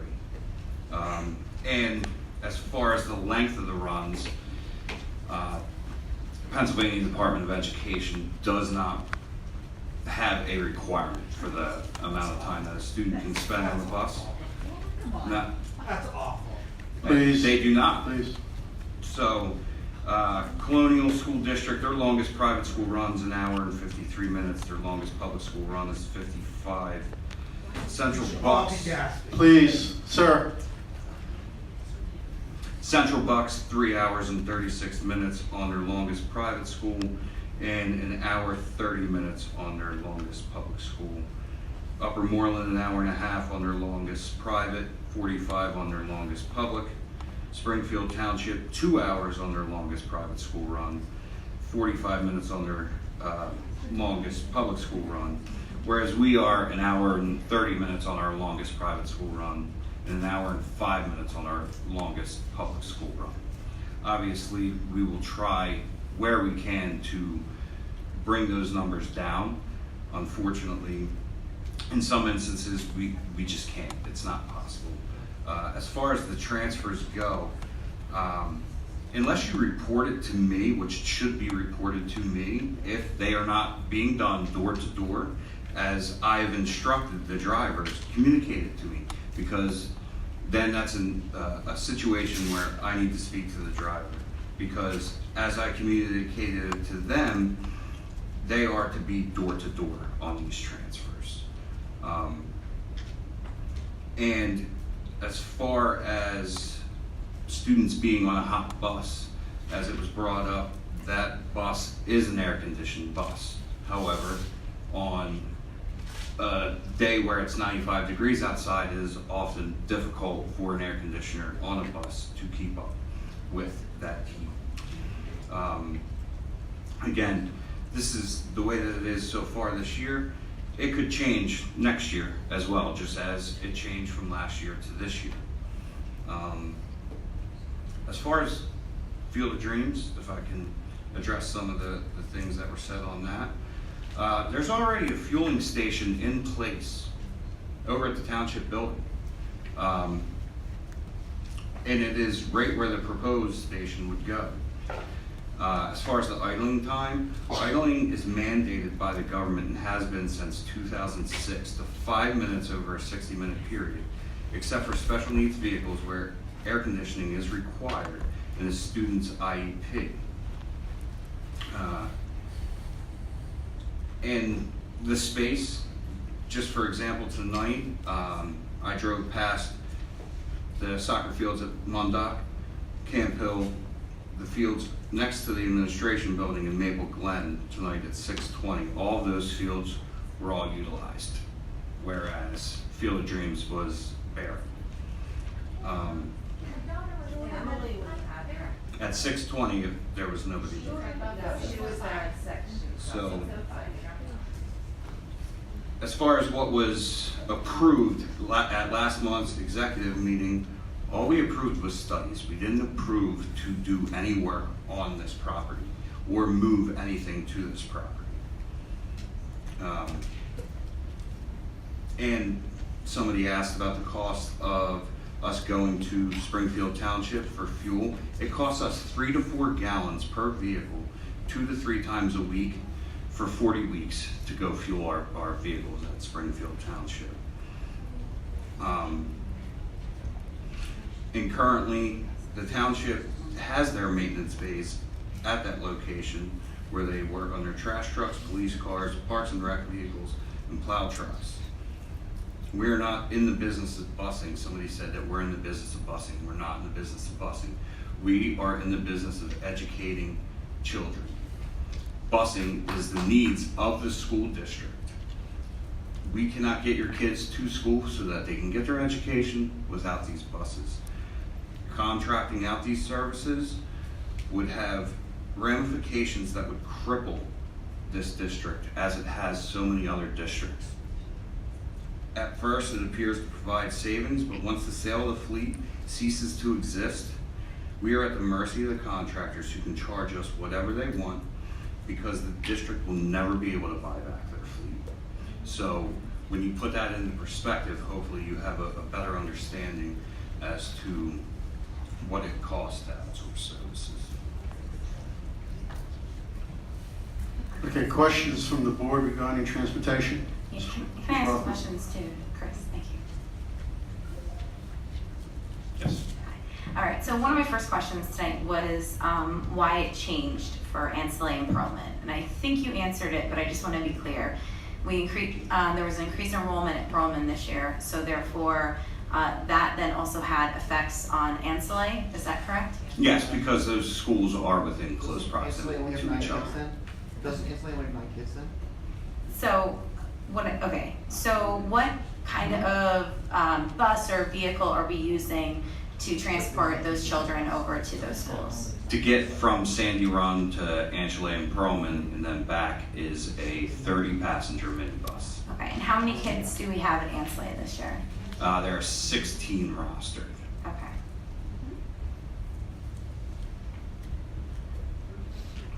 So, I understand that we've been doing these transfers for over 2 decades, but I think that it's pretty clear tonight that obviously it's not acceptable that these kids are coming late to school, right? I absolutely agree. Right. So, and that's something that we need to, make sure that if that's what we're being told, then this isn't acceptable and we need to make changes immediately. Yes. Right? Okay. And I think that we can also agree that 90 minutes on a bus isn't acceptable either. At least that's my opinion. I think that that's something that we need to work at. And I understand that some of these other school districts are sending their kids on much longer bus runs. But that's something that I think that we need to address as well.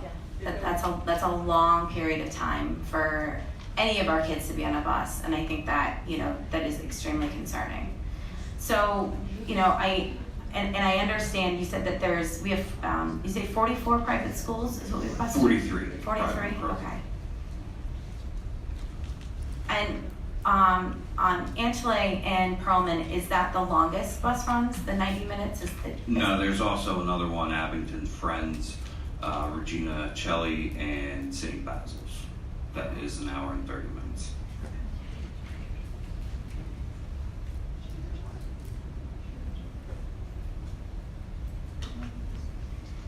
So have we looked into, or have you been able to look into the cost of making a change to the Pearlman, to the Angela, if we went with a different busing, non-transfers, shortening the runs? Do we have an idea of what the impact would be? What the impact would be is another driver's salary, the cost of putting the vehicle on the road, and at this point, we don't have another driver or another vehicle available to do that without wiping out our spare vehicles.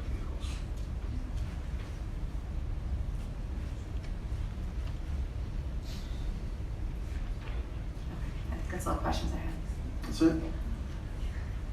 Board members, transportation, Ms. Franson. First, a comment about the transfers at the middle school. I can only speak from personal experience. I work in another building in another district, but I serve as a monitor for Carline in the mornings.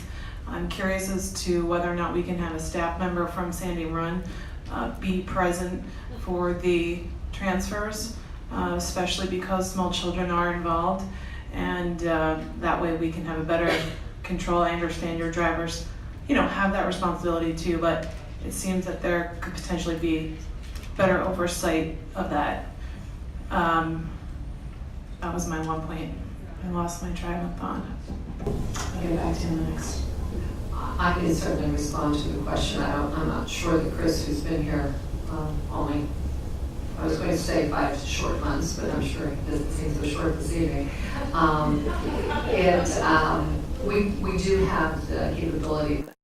We do have the capability within our professional bargaining unit to have bus monitors.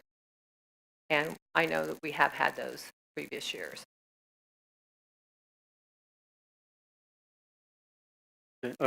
Dr. Ludwig? I would want to also see bus monitors. I really, hearing some of the stories, feel uncomfortable with 5-year-olds transferring without some supervision.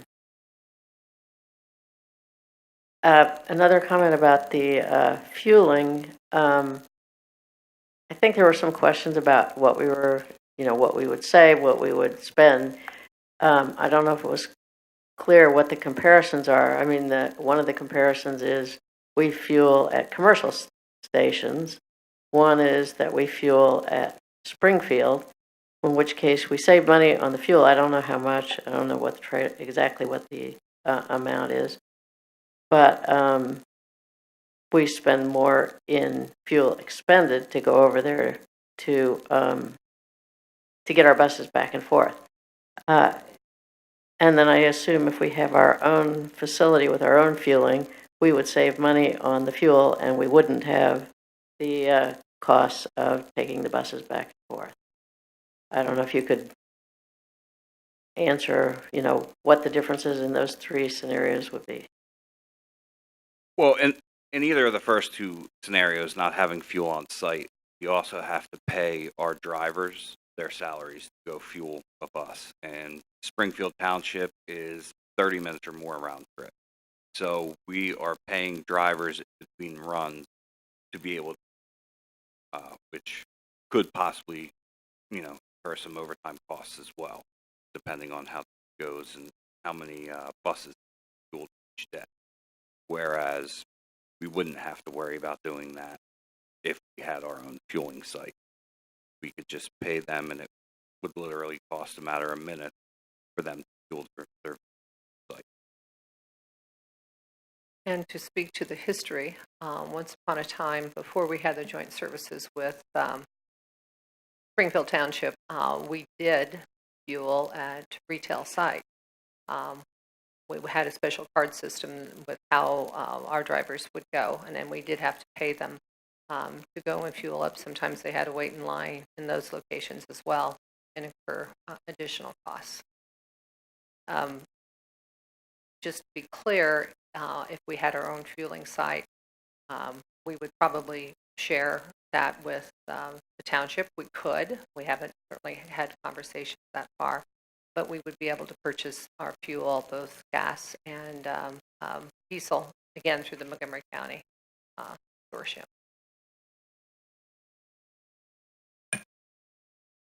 Okay, Dr. Ludwig. Anybody on this side? Yeah. Ms. Good? Just a comment. I'm sure there are some people here who may not be aware of the fact that last fall we had an outside firm come in and do an extensive transportation study for us, and they recommended hands down not outsourcing, which is something that really, as you know, is not working out for many of the districts who have been outsourcing. So we took their advice and decided, no, we aren't going to do outsourcing. I just don't know that people are aware that, and you can get a copy of it if you want, a copy of the transportation study on that. Okay, Mr. Rofsky? Yeah, Chris, does one bus go to Perlman and one bus go to the other school? No, they are combined on the same bus. Okay, so that one particular bus picks up all 26 students individually at each house? No, we tried that, and that got the students to school very late. That's why we went to the transfer system. And so they pick up the 26 students at Sandy Run, or those that choose to ride, because some of the parents have, in light of the transfer system, decided to take their own children to school. But they will pick them up there and then take them over to the school. Okay, so you're doing your best because you tried individually picking up each one like a taxi service, all 26 students, then taking them to Elkins Park, which is how many miles away? You know? I don't know off the top of my head. With traffic, it could take a while, correct? Correct. Especially if 309's backed up, Yes. right? There's traffic there, right? Yeah. Okay, so then you tried that route and that was like way too long. So you tried like smaller routes where you would pick up a certain amount of students that live one particular part of the township, take them to Sandy Run. You thought that would be a quicker option? How that works is they come in on our normal Sandy Run buses, the buses that bring our Sandy Run students in, and then they get off of the bus that brings them in onto the transfer bus that takes them over to their respective schools. Okay, great, thank you.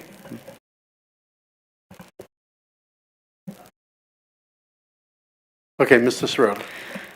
So a couple things on transportation. One is to follow up Mrs. Good's comment about that transportation study. In addition to the risks, future risks of outsourcing, another thing it said was that we've already realized many of the savings through previous contract negotiations. So while there are at least short to medium term cost savings associated with outsourcing, typically we've already realized many of them through our own negotiations. And there's the survey right there, in-house.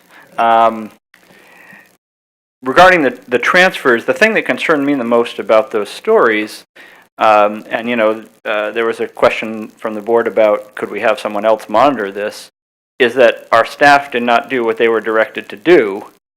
I'm much less concerned about transfers if they're door to door and both bus drivers are there supervising and they know who should be transferring, like it's the ideal situation. If that's not happening, that to me is the biggest concern in this whole story. The other thing that I heard just now, if I understood correctly, was that students from Anchley and Perelman are riding the Sandy Run buses, even if they are not of Sandy Run age. Is that correct? That's correct. Okay. So when we last looked at, was it 2 years ago, I think, and we the board were surprised by a plan to combine bus runs across multiple levels. We really didn't like the idea of mixing kids of different ages on the bus, and yet it seems that that's happening again, or is happening now. So that also concerns me, and I understand that there's a gazillion moving parts to this equation, and it's we can't do 3 separate runs to 40-something private and parochial institutions. But that's something to me to definitely factor into the equation is mixing ages of kids on the bus. At least I would certainly want to keep the youngest away from the oldest. The youngest in the middle, and the middle to the oldest maybe is more acceptable. But that and that bus drivers are not doing what they're being asked to do, to me, are the big concerns that I've heard here. Yes, and that's why I recommended that they let me know when that is the case, because that should be happening as they were directed. But as far as the children of multiple age levels on a bus, we do that with our own schools as well with the accelerated math program. So it's not something that's uncommon with what we do. Okay, Sherpia. It seems that really the problem this year compared to last year is the number of kids total, right? It's that between Perelman and Anchley. That is correct. Is there any way that for a temporary solution for this year that you can get a separate outsourced bus, or is that not within the That realm would be of very the contract? costly to the district. Yeah, but the safety of children is to me a really important issue in this. Plus, that if you don't arrive on time in school on a regular basis, that to me is not acceptable. Yes, I mean, I'm not blaming anybody in this, but I think we need to find a solution that is going to work, because coming to school late is not, I don't think, is acceptable. The other thing is that it seems that there is a difference in finishing times between the two schools, and that is part of the reasons why kids from Anchley stay on the bus a long time. Is there any way that the kids at Angele can be picked up later, so they don't have to wait at Perlman, or is that? When I say an hour and a half, that's from the bell time. As one of the parents even stated earlier, they are, they take a while to come out. By the time they come out to the bus gets out of the lot, drives over to Perlman. The wait on the bus at Perlman is a matter of minutes, maybe 10 at most.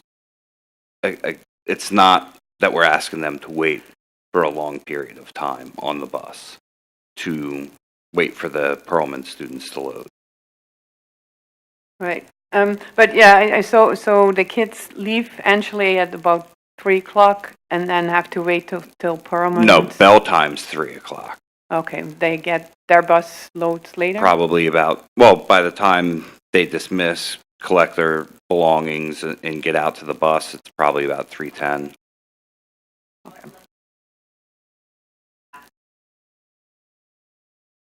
Okay. Okay, thank you. Anything else, Mr. Sherpy? Anyone else? Good. You have something?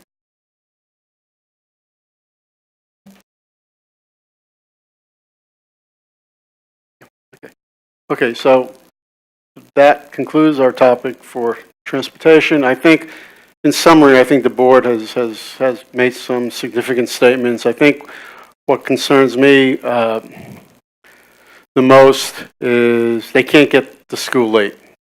That's not an option. That's not an option. That's got to be cleaned up. That needs to be corrected. So we're looking forward to hearing some of the corrections, some of the adjustments that you can make so that nobody gets to school late. I think that's not acceptable for us. And perhaps you can go back and take a look and see if there's any other adjustments that we can make to the schedule. An hour and a half is a long time on a bus. You said our longest run at the high school is, or in our district, is an hour and 5. Well, it's significantly longer. So I think we need to look at that and see what adjustments we can make. I want to thank all the parents who came tonight and expressed your concerns in a respectful manner. And we will hear back from transportation. Okay. Okay. Expectation, Ms. Bray or Mr. Robbins? Okay. Chris and I will be talking about it tomorrow. Okay. I think it would be days rather than weeks. I mean, that's what you want to hear. Of course. Yeah. Well, Dr. Ludwig? By the way, I just want to say a few things. By the way, if you see me playing with my microphone, I'm not incompetent. I can actually work a microphone. I'm colorblind and I can't tell when it's on or not. Green or red. So I can't tell if it's green or red. It's off now. See, I did it again. So as Ms. Bray said, Mr. Robbins and she will be talking tomorrow. I think I will be part of that conversation. And we will communicate with families at some point tomorrow, the outcome of the discussion, and then whatever the next steps are. I can't make any promises tonight. I mean, if I had a big magical bus, I would just pick up all your kids and drop them off at school. But I think what we'll do is after we meet tomorrow and talk, we will communicate whatever we talk about tomorrow, and then we'll talk about some next steps moving forward. The thing that I want to be clear about, so I'm new to the district. I've been here 9 illustrious weeks that I'm saying at this point. And I feel like sometimes folks feel like comments are falling on deaf ears. I can assure you that they're not. And so sometimes, when we're up here, we may look stoic or we may look like we're not paying attention. That's absolutely not the case. So you can look forward to some communication tomorrow moving forward. Okay. Thanks for coming. Field of Dreams, I'm sure you'd like to hear some of our some of our feelings about some of the input that was made. Goodbye, Aunt Chalet and Perlman. We'll be back. Okay. Okay, I will open it up now to my colleagues on the board if anybody would like to make any comments regarding Field of Dreams. Let me first go to the administrators. Is there anything that Ms. Bray, based on all the input we received tonight in terms of Field of Dreams? I think we're all very premature. I mean, we're just starting to look at this and have the discussions with the township. Several people tonight seem to be under the impression that Mr. Fazil from Dewey Engineering gave the presentation and has done the design for some building. Actually, we put together, or the board approved an architectural firm, GKO, to do that work. As well as Dewey to do the engineering and the traffic study. All of that's information that we need to have to engage in conversations about this moving forward as a joint project.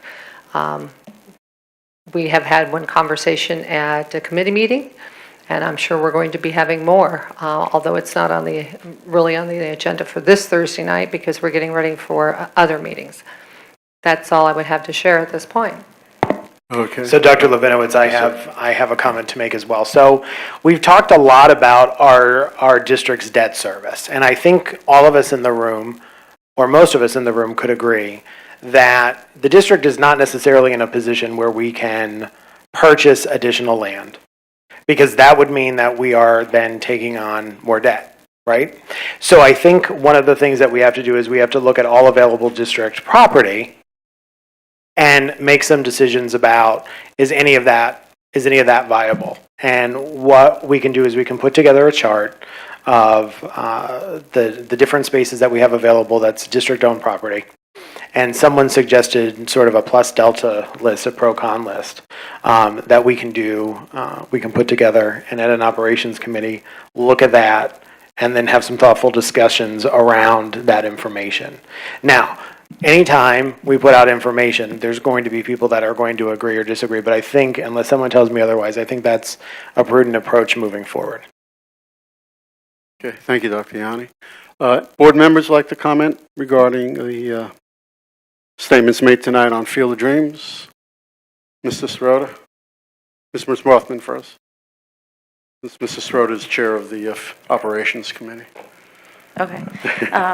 So I guess I would like some of the historical information. So I know we had the high school project and the bus garage was supposed to be a part of that. What I've been told was that the old bus garage, pre the new high school, sat on this property, sat kind of close to where the pool now currently is.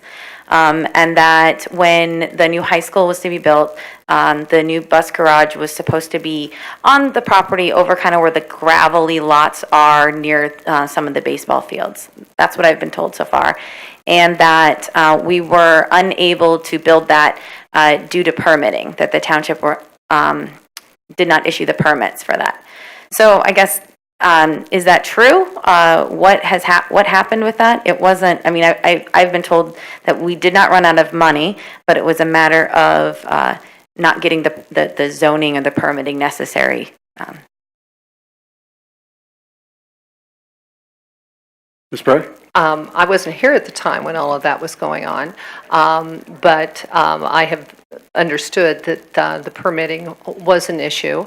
At that point in time. We certainly did not run out of money. We did have money left over, and we ended up working on Cardinal Stadium. I'm not certain. I'd have to go back and look through the 17 boxes of documents related to the high school to find the documentation, whether it was supposed to be put on a gravel lot over here or actually very close to what we're talking about now.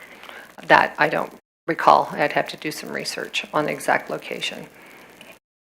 Okay, let's do that when we can. I was told that the buildings were going to be where the gravel lot was, but there wasn't a decision made where the buses were going to be, that the buses were going to be parked on the grounds of the high school. So that was a concern that we also had. But again, we need to verify that. That's what I was told. The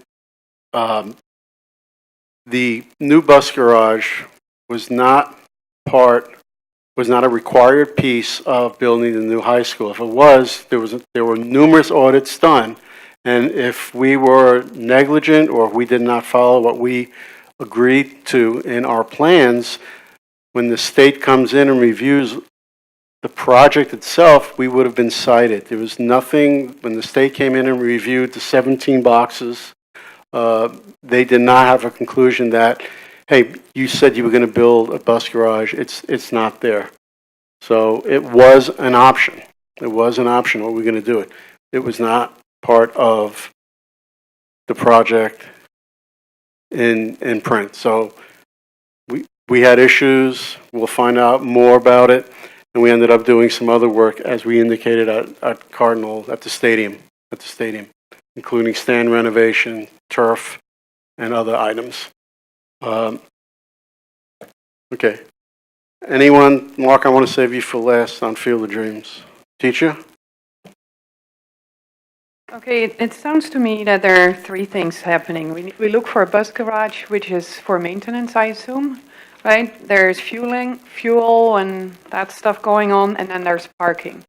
All those three, do they need to be in the same spot? Can they be in different locations?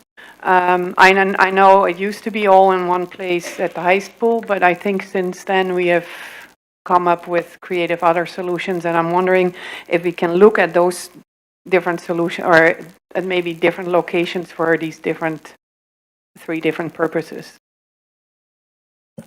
Okay. Other? Dr. Ludwig? I know people have asked a lot of questions about what kind of efforts were done in the past to look at alternate sites for a bus garage. I don't really know, because I was not on the board a while ago, but I've heard, and I just wanted a little confirmation or disconfirmation or whatever you want to call it, that at some point the district, whether it was informally or formally, had real estate agents looking for spots and was even willing to offer a finder's fee, and nobody could come up with, and I don't know what the criteria was, which is why I don't know. I mean, was it a price point? Was it a certain size and price? I don't know if anyone knows the answer to that. I certainly have some input on that. As a matter of fact, we've had members of our community to make suggestions about potential locations, which I have followed up on as far as trying to determine an area. But as is often the case, there are always disadvantages of 40 buses going out in the morning and 40 buses coming back after the runs, and 40 buses leaving in the afternoon, and 40 buses coming back at night. So we have to face some of those as far as one particular area actually being through a residential area. We've looked at a number of locations down in the Fort Washington Office Park, but this has been within the last few years, and we have worked with a couple of different realtors trying to locate locations, and specifically agree to them. We've worked with the township, so we've looked at a number of other spots. I can certainly put together the addresses, but the search wasn't as extensive as what it was back in 2007 and 2008. So, in doing those searches, I mean, do we give people a, certain amount of specs, which is a little bit what? We never have done anything that formal, because if we did that, we would need to bring in the real estate agents most likely, and and have them look for us. And we've not done a formal search. And as is often the case, if a buyer finds out that a school district is wanting to buy property, the price immediately goes up. So it has been done somewhat quietly. Well, was there a dollar limit on, or Or did it never get that far? And, no, there was no dollar limit. I mean, I certainly would have brought something back to the board, but really the contrary, it seems as if Fort Washington is considered to be the panacea for a bus garage, but there's limitations there as well. There's properties that have gone out of business, the FedEx building in Fort Washington, Office Park, and some other areas that have been looked at. I have one more question that's a little bit different. That is, and maybe Dr. Yanni knows a little bit about this or could address it. What are we, or in conjunction with the township or the youth sports, doing as part of our due diligence to see if there are ways that whether we could contribute as a school district to a township property to put better drainage in another field, put lights on another field, or look at the usage of all the fields and improve on the scheduling of fields. I mean, the goal is not any, to me, is not any one field, like it doesn't have to be the Field of Dreams, but having sufficient fields to meet as close as we can the need of youth sports in the township. So I think if we wind up deciding that the best location is a field somewhere, then I think we have to look at what are the opportunity costs there. We would have to provide for another field or improvements on other fields. You know, I met with Sue Lohofer last week. She's the historian of all. I think one of the things that we have to do is get some clear ideas around what actually is field usage, and not rely on sort of anecdotal stories, but really focus on when have permits been pulled for fields, when people have actually been on the fields, and then look at again, if a field is taken ultimately for wherever this bus garage goes, what improvements can we make to other fields or other spaces in the district so that if we're taking a field offline, we're putting another field online or improving a field? Okay. Anyone else on this side? Mr. Sirota? Stan? Mr. Rofsky? Okay. I have a few things about specific comments and general. First, I want to say there's a question about where this idea came from, and my own personal story about where this idea came from is I served on the township's facility steering committee, not the school districts, but the townships, several months ago. I don't remember exactly when it was, and I was very surprised to be shown in that process a full plan that included bus facilities on the Field of Dreams space. So we definitely did not originate that, or at least not recently. It was already drawn up when I served on that committee. And it was old, I think. I don't think it had just been done. So they showed that, and recently we've been discussing, is that a good idea? And I think if we jump to conclusions that it is or isn't as quickly as some of the community members, we'd be rightly chastised for not carefully considering this idea. The question is it a good idea? And so to find out if it's a good idea, we need to do these studies. We need to do a traffic study. We need to do these other studies, a field use study, pollution, all these things in order to determine whether it's a good idea. To me, as I've said in previous meetings, I think the hardest part of all this is not all the land use and that kind of thing. It's actually working with the township and coming up with a plan that both parties can agree to for the long term. Whether we chose to do that on Field of Dreams or elsewhere, that's a question worth considering because it's still the same taxpayers in the same location. We could save. It appears on the surface that there's a good opportunity to save money here, whether we do it on Field of Dreams or elsewhere. Field of Dreams has some special attraction because we already own it and it happens to be adjacent to the existing maintenance facilities. But it's not the only thing, and money is not the only factor that has to be considered. But it is certainly a factor. So the question in my mind is this a good idea? Let's do a study and find. I'm not going to just jump to the conclusion that it's not. I did you know, I was among the first on the board to jump to the conclusion that as Mr. Lind mentioned, the electronic billboard, you know, I didn't like that idea, but you can't, I was not willing to just jump and say, I don't like electronic billboards, it's not a good idea. You know, some proper analysis needs to be done. So hopefully the community is getting the idea that we're really early, we're doing analysis. Somebody said, you know, let me find the quote so I make sure I get it right. That something like the school board wants to build a bus garage on the Field of Dreams. That is just simply not true. The school board is 9 minds. It's not the school board wants anything, but I don't think that any of us want to build a bus garage on the Field of Dreams, but I do think the board as a whole is considering whether it's a good idea, and I don't think we have all the information to know the answer to that yet.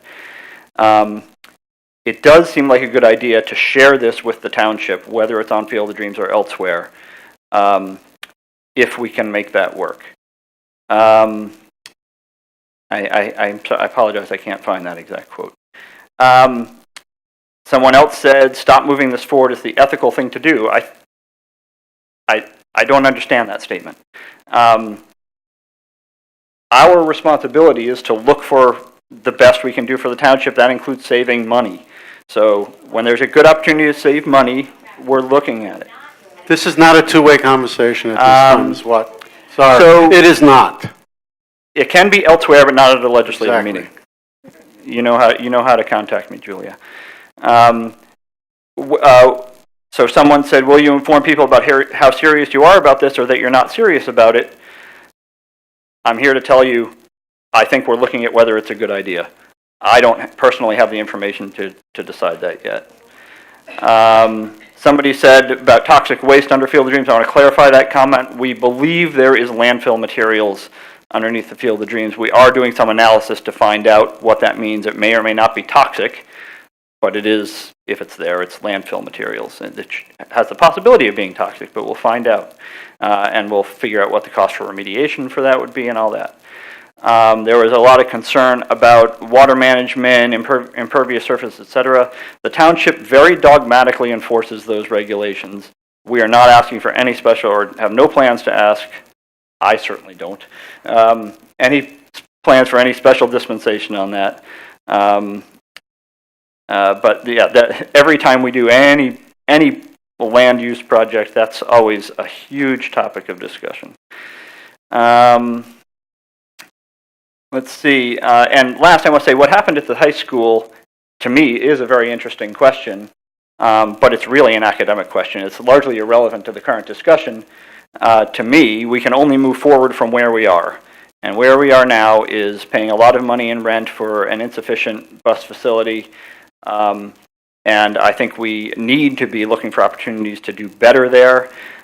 This is one possibility. Sure, when that possibility got brought to us, we could have just said, well, let's not look at that in detail. Let's take a step back and do a big holistic project about it. I think it made sense to move forward and analyze that particular thing and see if it's a good idea first. And concurrently or afterwards, if it's not, we can look at other possibilities. But yeah, we could have done it differently. I think this approach is not that bad. That's all I have right now, Art.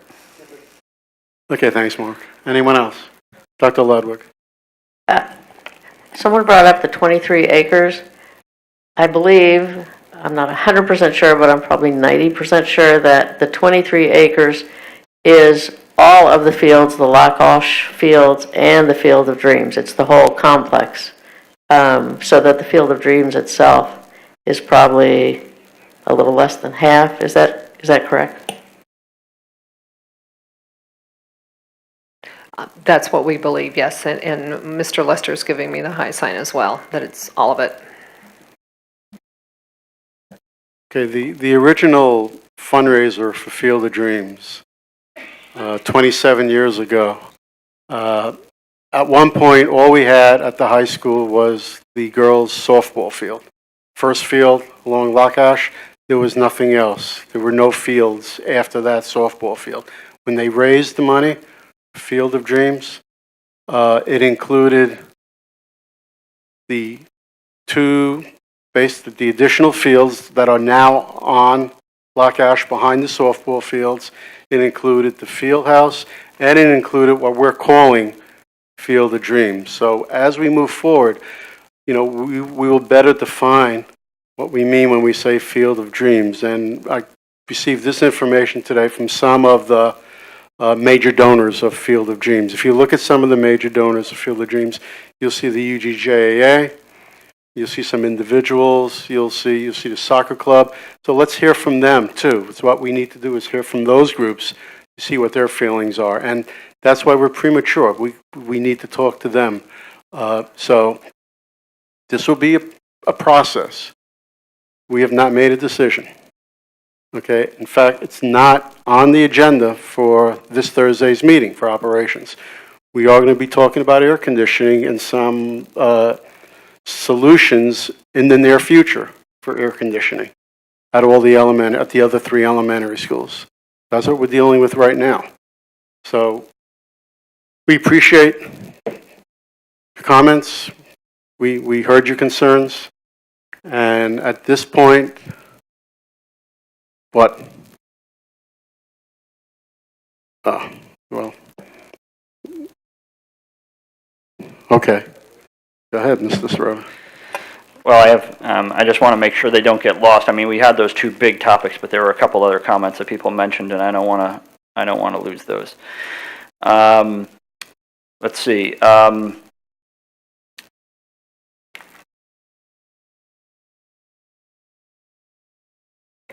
There was a question about the AC units in the schools, which schools will and can't accept them. There was there was a comment about the highest amount of debt we're legally allowed to borrow. That is incorrect. We're nowhere near that amount. In fact, we're legally allowed, is it 225% of, Brenda, maybe you take that one. There's a very detailed calculation, but our debt is nowhere close to the debt capacity. I could go in and look it up. Yeah, we've made that point before. But Some minutes missing on the website for some old meetings where we discussed outsourcing 4 years ago. Something to look at. I think that, it looks like the AC is the only one that hasn't been. And we'll discuss that in more detail Thursday night. Can I make just one more comment about the nature of decisions? So somebody brought up the comment that, and it was me, somebody brought up, as a board member, it was me who said, well, that's how decisions are made. You're thinking about it, and then at some point you make a decision. I still don't understand the comment or anyone thinking that's ridiculous. That's how decisions are made. Whenever anybody in real life makes a decision, you're thinking about it, and then at some point you make a decision. We will let you know when we make a decision. The way school boards make decisions by law is we have a vote. So that's when a decision is made by the board, period. Okay, sorry. Okay, we will move on. We are now up to the agenda portion of our meeting. There will be another community input at the conclusion of the agenda. Okay, so we will start off with the Education Committee, curriculum recommendations. Dr. Ludwig. Actually, before we do that. I'm sorry, yes, sir.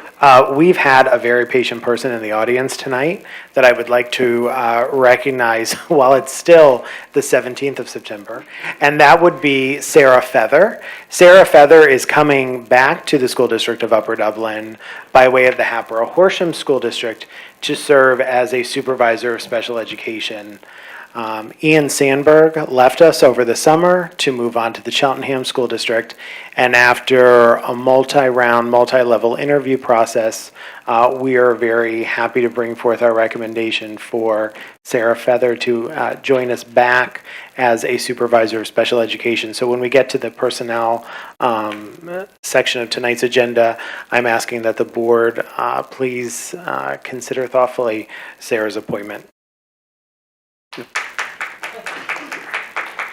Ms. Feather, I did mention you were, it seemed like 3 days ago, but I did mention you were at the beginning and that how pleased we were to have you back and get to see your husband again. But, so, okay. Thank you, Dr. Yanni. Right, okay. Yep, let's back up a little bit to announcements and communications. Ms. Bray? Thank you. There are no announcements tonight. However, we do have minutes. If the board would please approve the August 13, 2018 legislative meeting, that would be most appreciated. Okay, is there a motion to approve the August 13th legislative meeting? So moved. Who's that? Sarah? Sarah, Joan. Okay. Any comments, questions, edits? Seeing none, all those in favor, please say aye. Aye. Anyone opposed? Okay, moving on to now, we're at the Education Committee Curriculum Recommendations. Dr. Ludwig. Okay, we have 7 motions tonight. Item A is, as usual, information item, and all of them have been discussed at Education Committee meeting. There are a few additional conferences that weren't discussed, but I am going to take all the motions and move that we accept them all. Again, all these were discussed except for some additional conferences that I'm sure the department reviewed. Mrs. Morrison. Wait, let me ask for a motion first. Motion? Joan, I made the motion? I made the Second? motion. Dr. Levinowitz, before there's a motion, there's one additional item that was not discussed at the Education Committee concerning the school calendar. Was an update in PSSA's. That is not in this section. Oh, I see. Okay, I apologize. Okay, that's another business, I believe. Okay, so we had a first, we had a second. This includes all of the items in the Education Committee. Recommendations, enrollments, we do not vote on. They're for your B information. through H. Okay, B through H. We have a second. We have first and a second. Comments, questions? Seeing none. All those in favor, please say aye. Aye. Anyone opposed? Okay. Just a quick point that our kindergarten enrollment as of today is 293, Dr. Yanni? Or 290? Really? Okay. Okay, we'll go with one of the highest numbers that we've had in many, many years, in the last 10 years. So we're very pleased to have such so many young men and women joining the district in kindergarten. Okay, moving on to the Education Committee Pupil Services. Let's see, I'll need Dr. Ludwig, why don't you handle that one? Okay, under Pupil Services, there are 4 motions. The first one, we're going to take them all. The first one is an educational placement to authorize the renewal of a contract to provide therapeutic services for a special education student in a partial hospitalization program in the amount not to exceed $4,000 for the... Okay. All right, and then there are 3 educational service agreements. Okay, we have motion. Do I have a second, please? Ms. Sherpia. Okay, we have 4 items under the Pupil Services section of the Education Committee. Any first and second, any comments or questions? Seeing none, all those in favor, please say aye. Aye. Anyone opposed? Moving on to operations, Mr. Sirota. Thank you. We have 2 items on the agenda. Both are new, but both are recurring items. We regularly have the excess, obsolete, and non-repairable equipment, and we approve the bus routes every year at this time. I'll make that motion, and then I have a comment. Okay. Okay, seconded by Ms. Rothman. On the bus routes, while we approve the bus routes every year, that doesn't mean they're immutable at this time, right? Yeah, okay. That was it. Okay, you put in both items, right, Mrs. Sirota? Okay. Okay, we had a first, we had a second. Any comments or questions on those 2 items under operations? Seeing none, all those in favor, please say aye. Aye. Anyone opposed? Thank you. Moving on to finance, Ms. Good. Yes, I'd like to take A, B, and C separately. They were not obviously discussed at the committee meeting. A and B are our normal payments and treasurer's report, and then C is furniture options for Sandy Run Middle School. And there's a description here about reviewing options for classroom furniture for 21st century learning, cost not to exceed $32,667. Okay, so you're doing A, B, C together? Yes, ABC. Okay, is there a second? Dr. Ludwig, second. Comments or questions? Mr. Sirota. For the furniture for Sandy Run, are we expecting, so I understand that this is furniture for 6th grade, presumably to move into the modulars rather than moving old furniture into the modulars. Are we expecting that this furniture is long-term for the future building as well? Yes. Okay. And is this enough furniture for the future building, as for the 6th grade at least as well? So, part of the sort of the art of buying furniture is piloting some things out. This will be for, and correct me if I'm wrong, Ms. Morrison, for for the launch team, to have some flexible furniture with the intent that it will move with these teachers to the modulars and then to the new building. Correct? That is correct. Okay. Any other questions? ABC, the reason that the word options is in that motion, these are the items we're buying, right? Whatever's being quoted, those are the options. So it's furniture for Sandy Run, is what we're doing? So these are options that are, so we brought our 6th grade launch team teachers, I think we had 8 teachers with us, to take a look at some furniture options. And they've selected some pieces that they're going to be using and that they will take with them into the new building. We also have some sample pieces that we're going to be taking a look at to see if we want to replicate those. All of them are part of 21st Century Learning and Design. But instead of just buying wholesale furniture that no one has tried out, as we move into the building, this gives us an opportunity to figure out how to use the furniture, what kind of furniture we want moving forward, the number of pieces we might need for each classroom. So this will support what's going on currently at Sandy Run and transfer to the new building with us. Okay. We had a first, we had a second, items A, B, and C. I see no other comments or questions. All those in favor, please say aye. Aye. Anyone opposed? Moving on. Okay, I'd like to make a motion then that we approve D, E, and F altogether. These were all discussed at the committee meeting. Okay, we had a first, we had a second. Comments, Dr. Ludwig. All those, that was Dr. Ludwig, okay. Any comments or questions? Items D, E, and F, the remainder of finance. Seeing no comments or questions, all those in favor, please say aye. Aye. Anyone opposed? Okay. Personnel. Personnel, I'd like to first off make a motion to for the board to approve the appointment of Sarah Feather as the supervisor of secondary special education. I'm going to take that separately. You are, okay. Yes. Okay. Motion's made. Is there a second? Second. Ms. Rothman, second. Comments or questions? Ms. Francis? It's my understanding that she is not only supervising secondary. Do we need to amend that? Secondary special education. I don't know. Yeah, the question was, if they divided them up The differently. secondary is the middle school. Shouldn't say secondary. I would ask the board to approve her as just a supervisor of special education. Okay. Okay. Okay. Okay. So we amend that motion. We amend that And I'll motion. second that. Okay, you'll second that motion? Okay, so any comments or questions on that? Seeing none, all in favor, please say aye. Aye. Anyone opposed?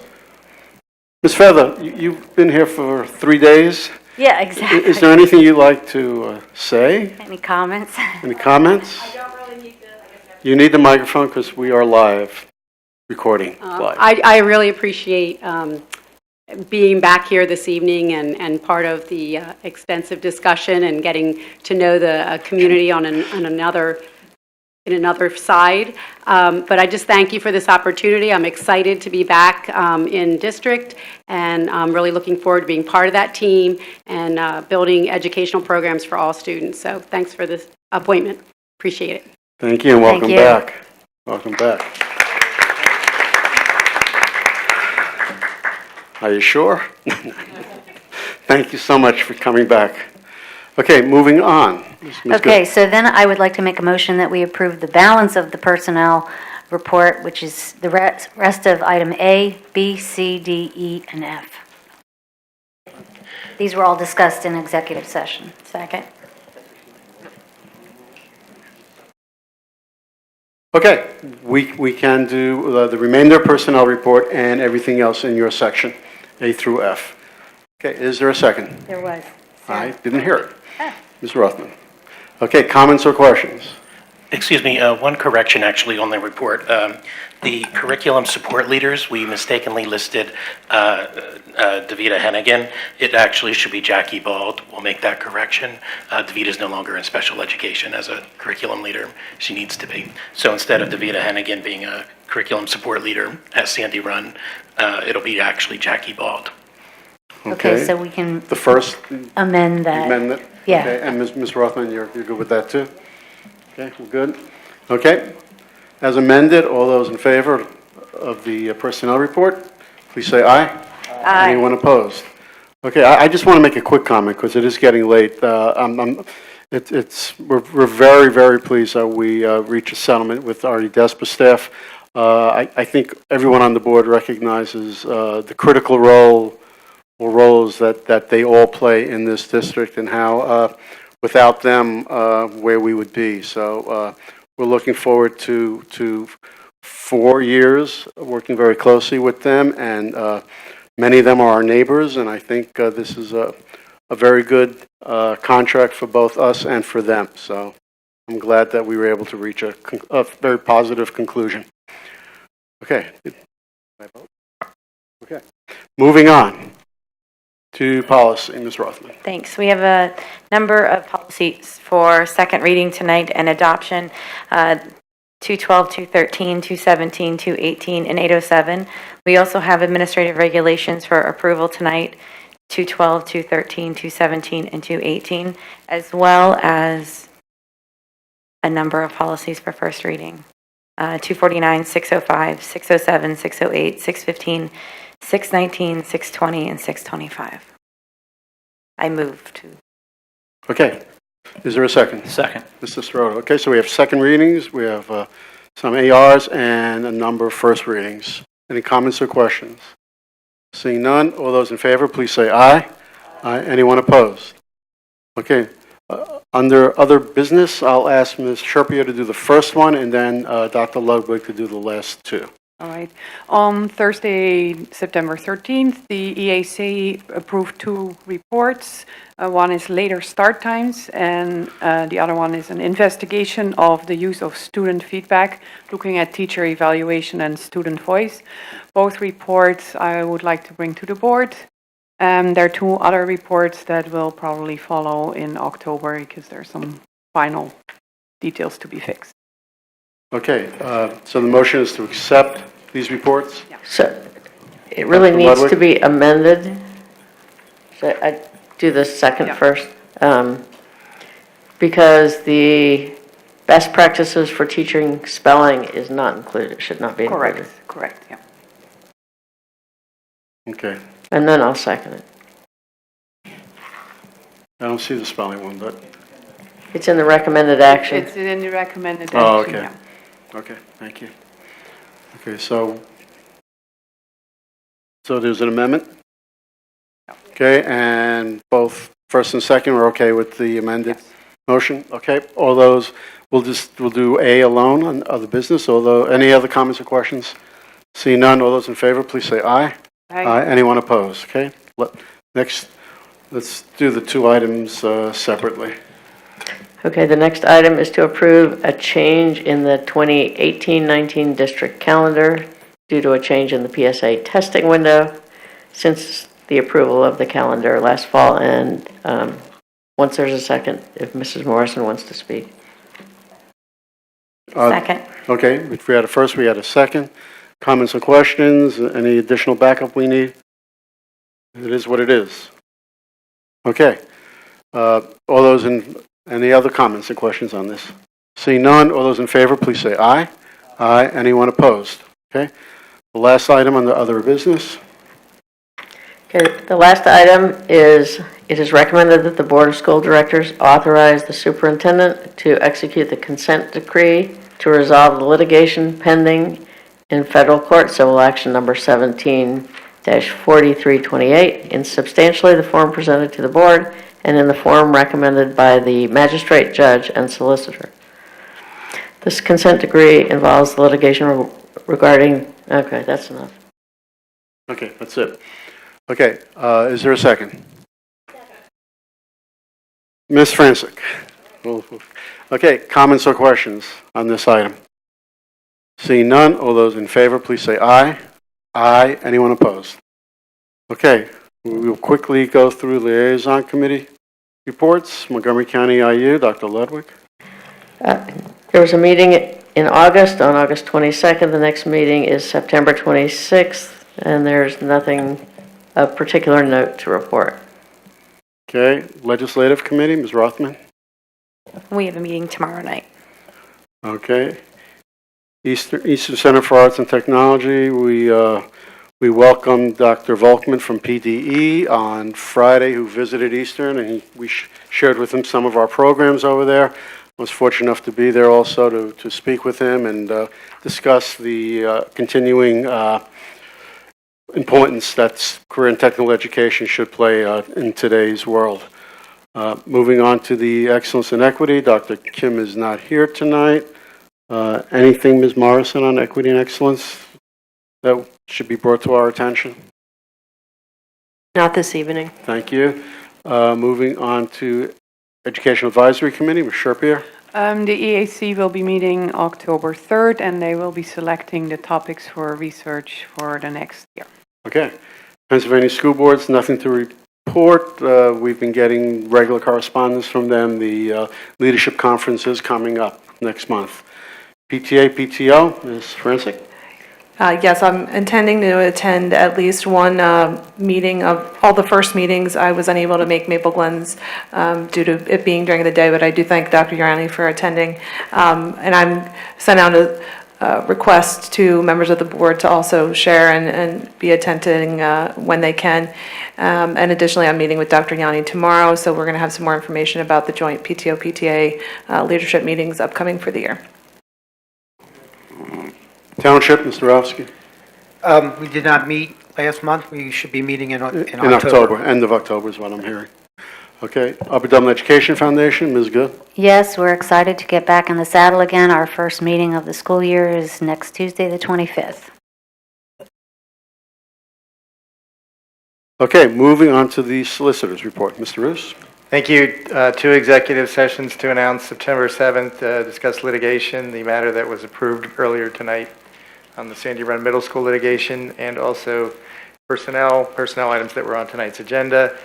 On September 17th, tonight, also executive session regarding the same litigation matter and also regarding collective bargaining agreement with the UDESPA, approved tonight. Okay, thank you, sir. Okay, at this point, we're up to our second community input. Kindly step up to the podium, state your name and where you reside in the township, and 4 minutes, please.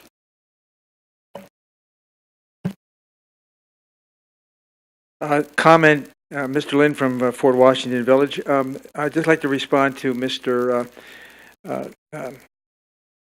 to the comment made about you can't make a decision until you've made a decision, and I agree 100% with what you said. I come from a Swedish name and Swedish background, and I know that you can't eat lutefisk until you have held your nose long enough to be able to make the decision to actually put it in your mouth. So you're absolutely right. You can't make a decision until you've made the decision. However, I would bring to your attention that you can make a decision a priori.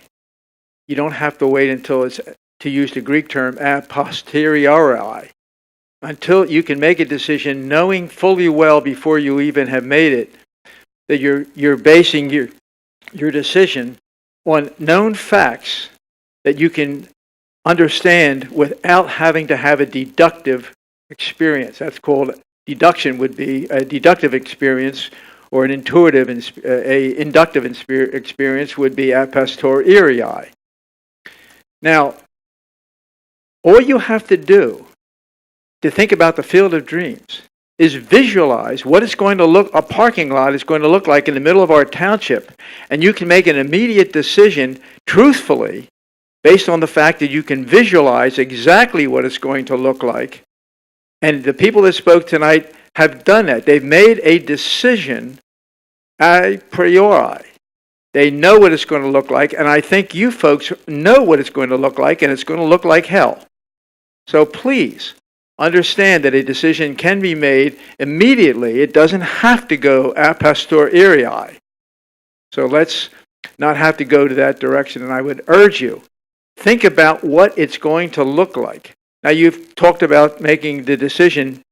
I did hear Ms. Bray say that there was savings to be made in the experience of getting fuel over to Springfield and so forth, and money is being saved in order. Now, I'll agree that maybe you can save more money by having it at Springfield, but I agree you could probably have more money. But the money that's saved when you do bring in a garage and you do bring in all the ancillary aspects of that and the buying of the fuel, if it's going to save money, that can go, I would think, it go a long way towards leasing a piece of property where you could put school buses. And as far as finding a place for school buses in Upper Dublin Township, Mercedes-Benz didn't have a problem finding land where they put hundreds of cars in our township and have a parking lot sitting out in the middle of our town, in part of our township, and looks as ugly as hell. So let's think about those things, please.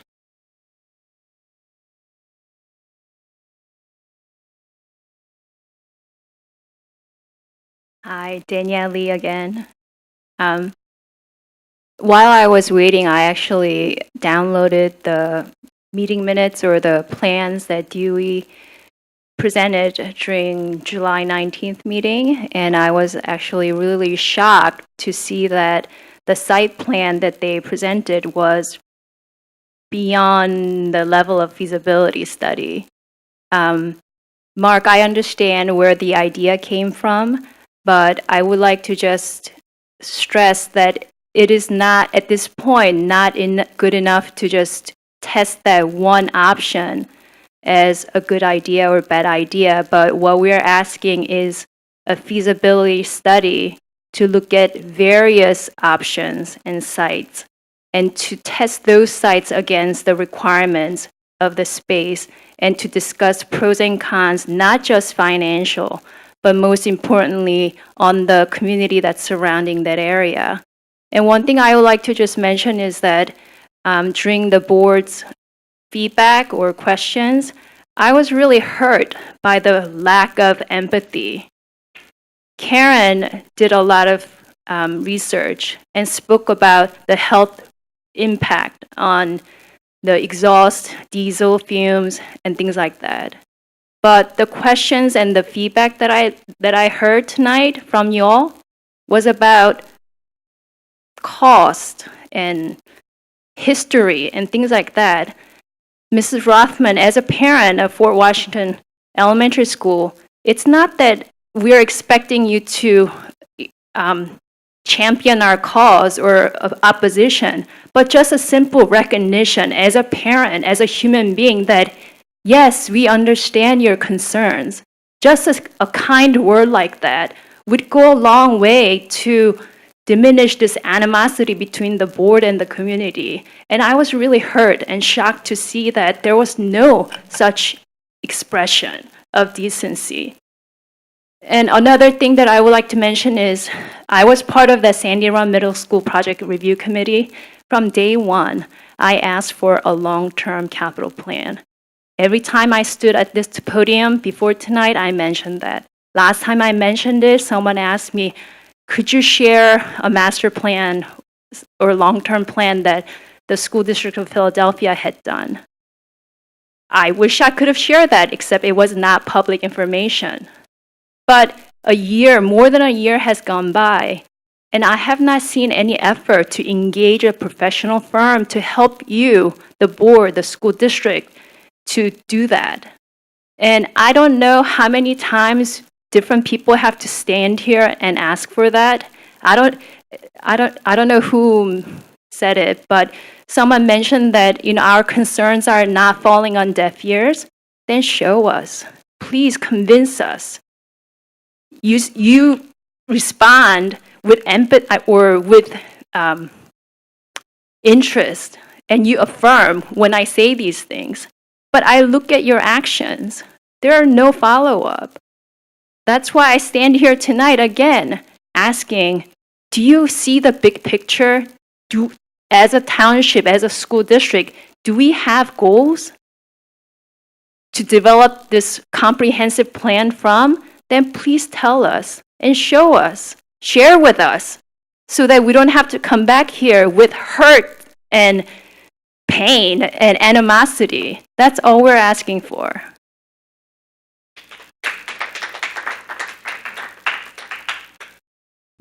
Jill Florin again from Drescher. So I have an idea. I know the community is upset about two different things. One has to do with the township and one has to do with the school district. We're upset that a library is being moved, a library that is very convenient for students, a library that is convenient for the entire community, is being moved to a location that is inconvenient, where there's going to be an entrance possibly on Highland Avenue. The community is outraged. We have a situation where we have to find a bus depot and we want to involve the township. Well, maybe we should ask the township about the new location that they are proposing for the library. And I would like to see maybe the school board get involved with that discussion with the township as a viable option, because I think the community is upset about both things, and it may work. Just like you said, you should explore all options. You don't want to say no, so don't say no to that either. I think it's a good option, and I think we should explore it. Thank you.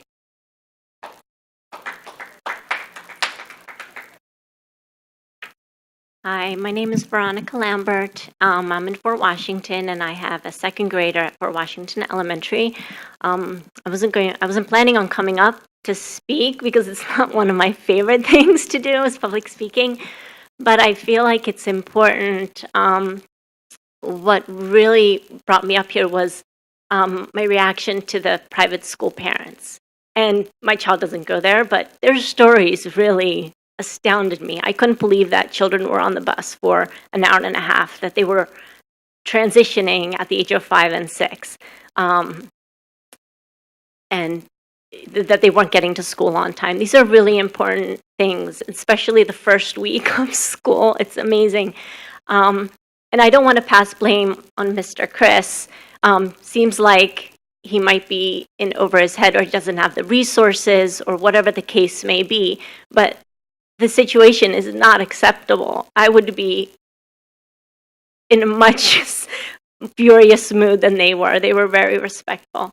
So I just want to, stand up for them. And I'm thankful to Mr. Yanni for stepping in and saying that he'll take it on tomorrow at the meeting, because it seemed like nothing was really being solved at the moment.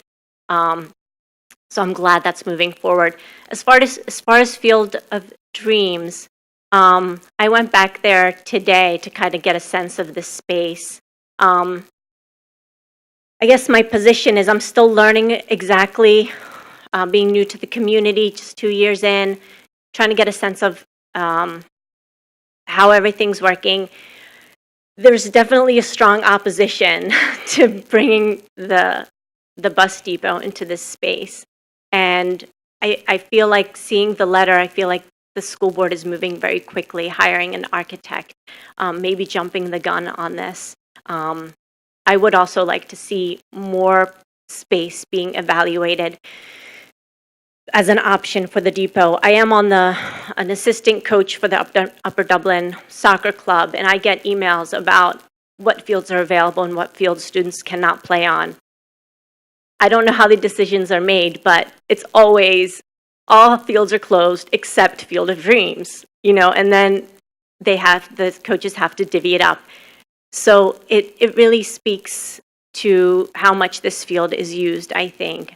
I also want to say I've never seen so many children involved in club sports like I have here. I didn't grow up with it, but it seems like the entire Upper Dublin community sends their kids to soccer, lacrosse, sports. It's a big part of the community here.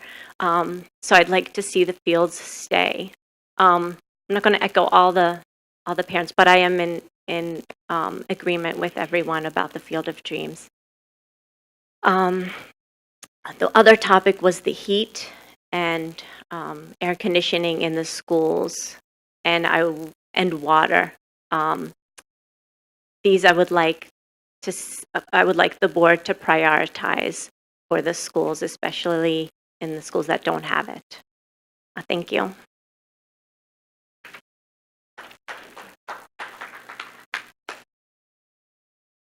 Jen Kuznets, Fort Washington. To clarify, there was no vote to build Sandy Run. I was told you didn't need to have a vote. I asked for a vote. I was told you only need to vote when you basically spend money, so when you hired the architect or something of that nature. So that's why, and then that was in the same sentence as that's how decisions are made. So I just want to confirm that. So we already have an architect in this project and in this process for the bus depot, right? So I'm already concerned because basically that was the last step before we pulled the trigger officially and started borrowing money for Sandy Run. It was we're gathering, we're looking, we're deciding, boom, we hired an architect, we're doing it. Like that's pretty much how it happened. So it is concerning to me. What's also concerning is that the last finance meeting, a question was asked by a board member if we could, during the second issuance of a bond in 2019, I guess, the $50 million borrowing portion of the middle school, if we could also use that for the bus depot. Like that was one of the questions. Can that be used only for the middle school or can it also we use that to finance the bus depot? And so I find that concerning because we're kind of toying around with, so then the question becomes, is it cheaper to rent every month and have a monthly payment, or is it cheaper to build a bus depot and take that and spread it out over 30 years? Is that why this is even super enticing, right? Because now we have a cheaper monthly payment because we're kind of white knuckling it through because we don't have a lot of money. Everything's pretty much leveraged. And I guess I'm curious then, how much money are we legally allowed to borrow? I thought 200 million somehow was the number that was thrown out there. And by the time we're done the middle school borrowing, it'll be 200 million. It's like 120 million for the high school, another 70. So maybe a teeny bit under, but I don't think I was that far off if that's the number. And just talking about the high school, I just find it fascinating that we have board members who were a major part of that high school project who don't really know what happened to the bus depot.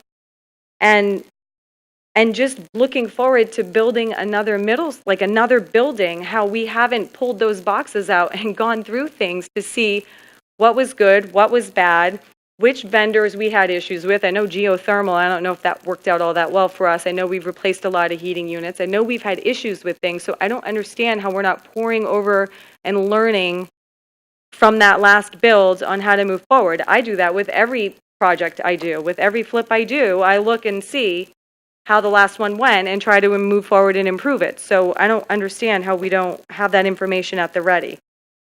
And it seems to me trying to resolve the transportation issue is what we need, is another driver and another bus. And I feel like we're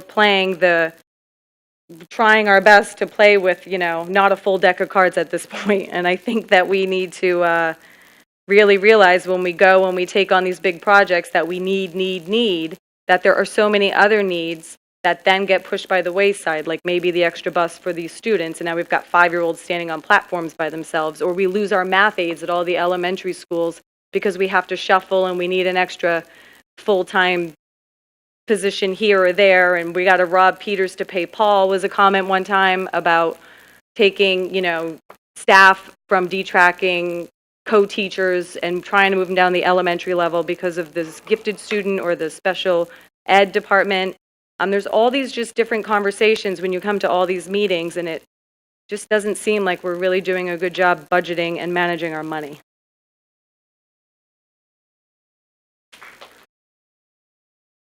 Okay, Jenny Vitella.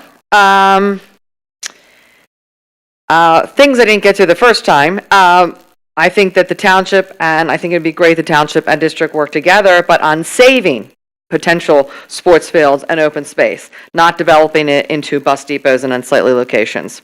Another aspect, according to safety with children, which is why I've already made the decision that absolutely under no circumstances should Field of Dreams be in this conversation.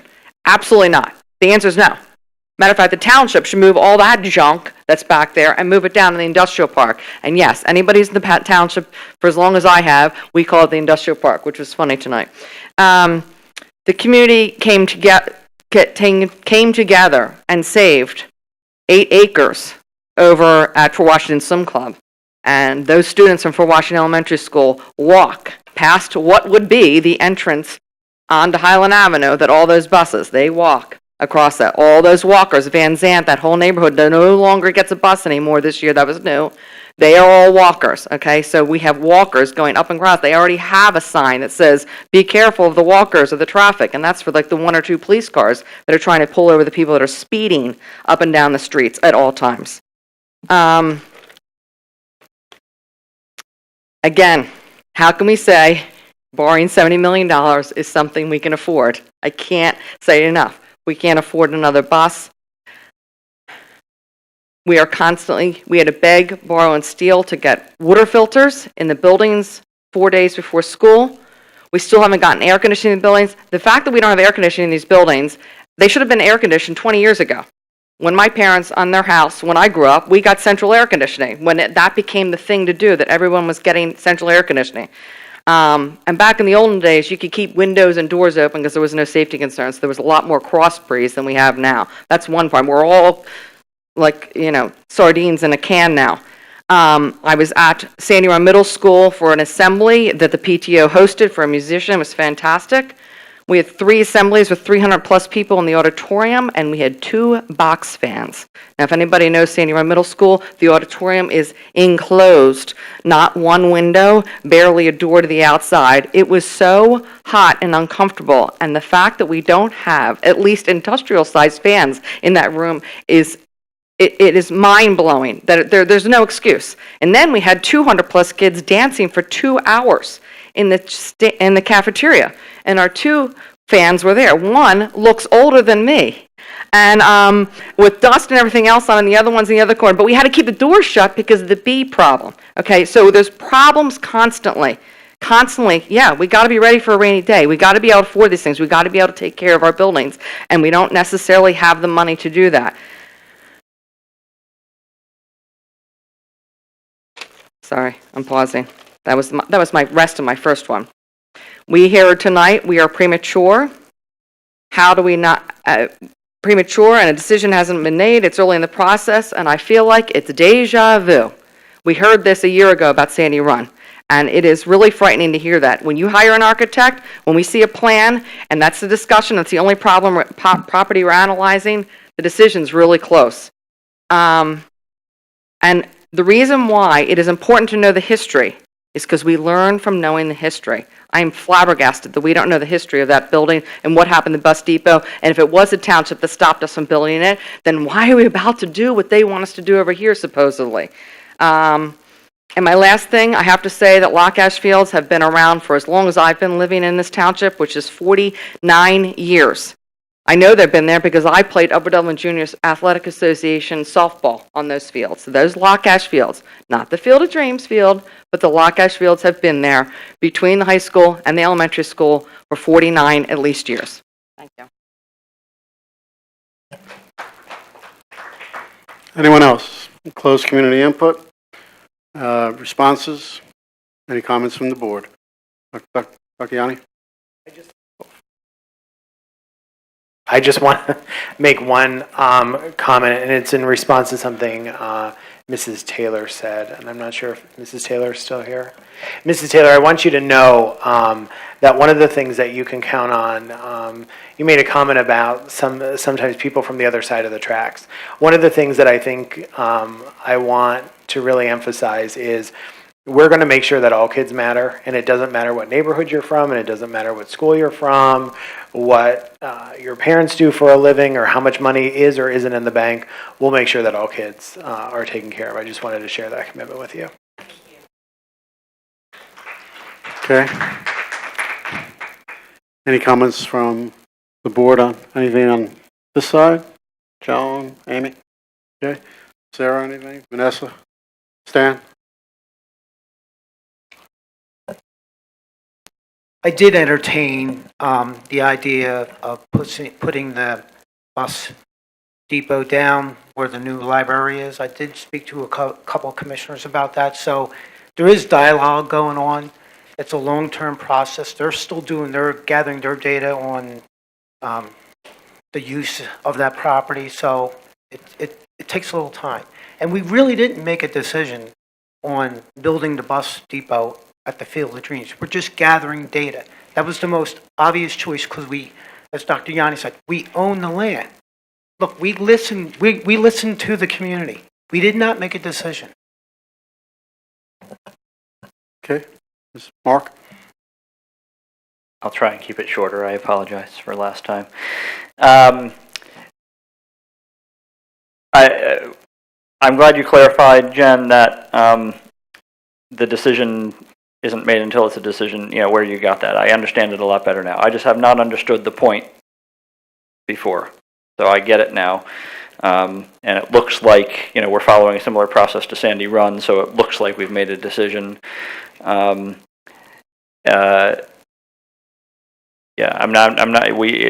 can see how it looks that way.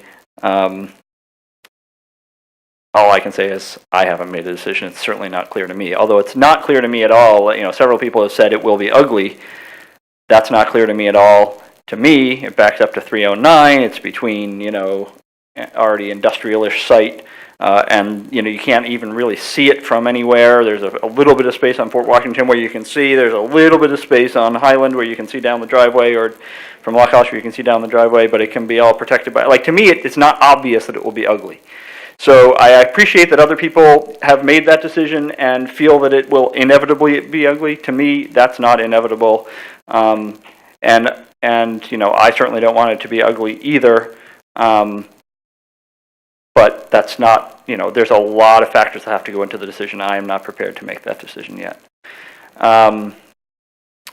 Let's see. There was one other one. Oh yeah, don't say no to the option of using 520 Virginia for the bus depot. Right, as Stan said, I don't think we said no to anything or yes to anything.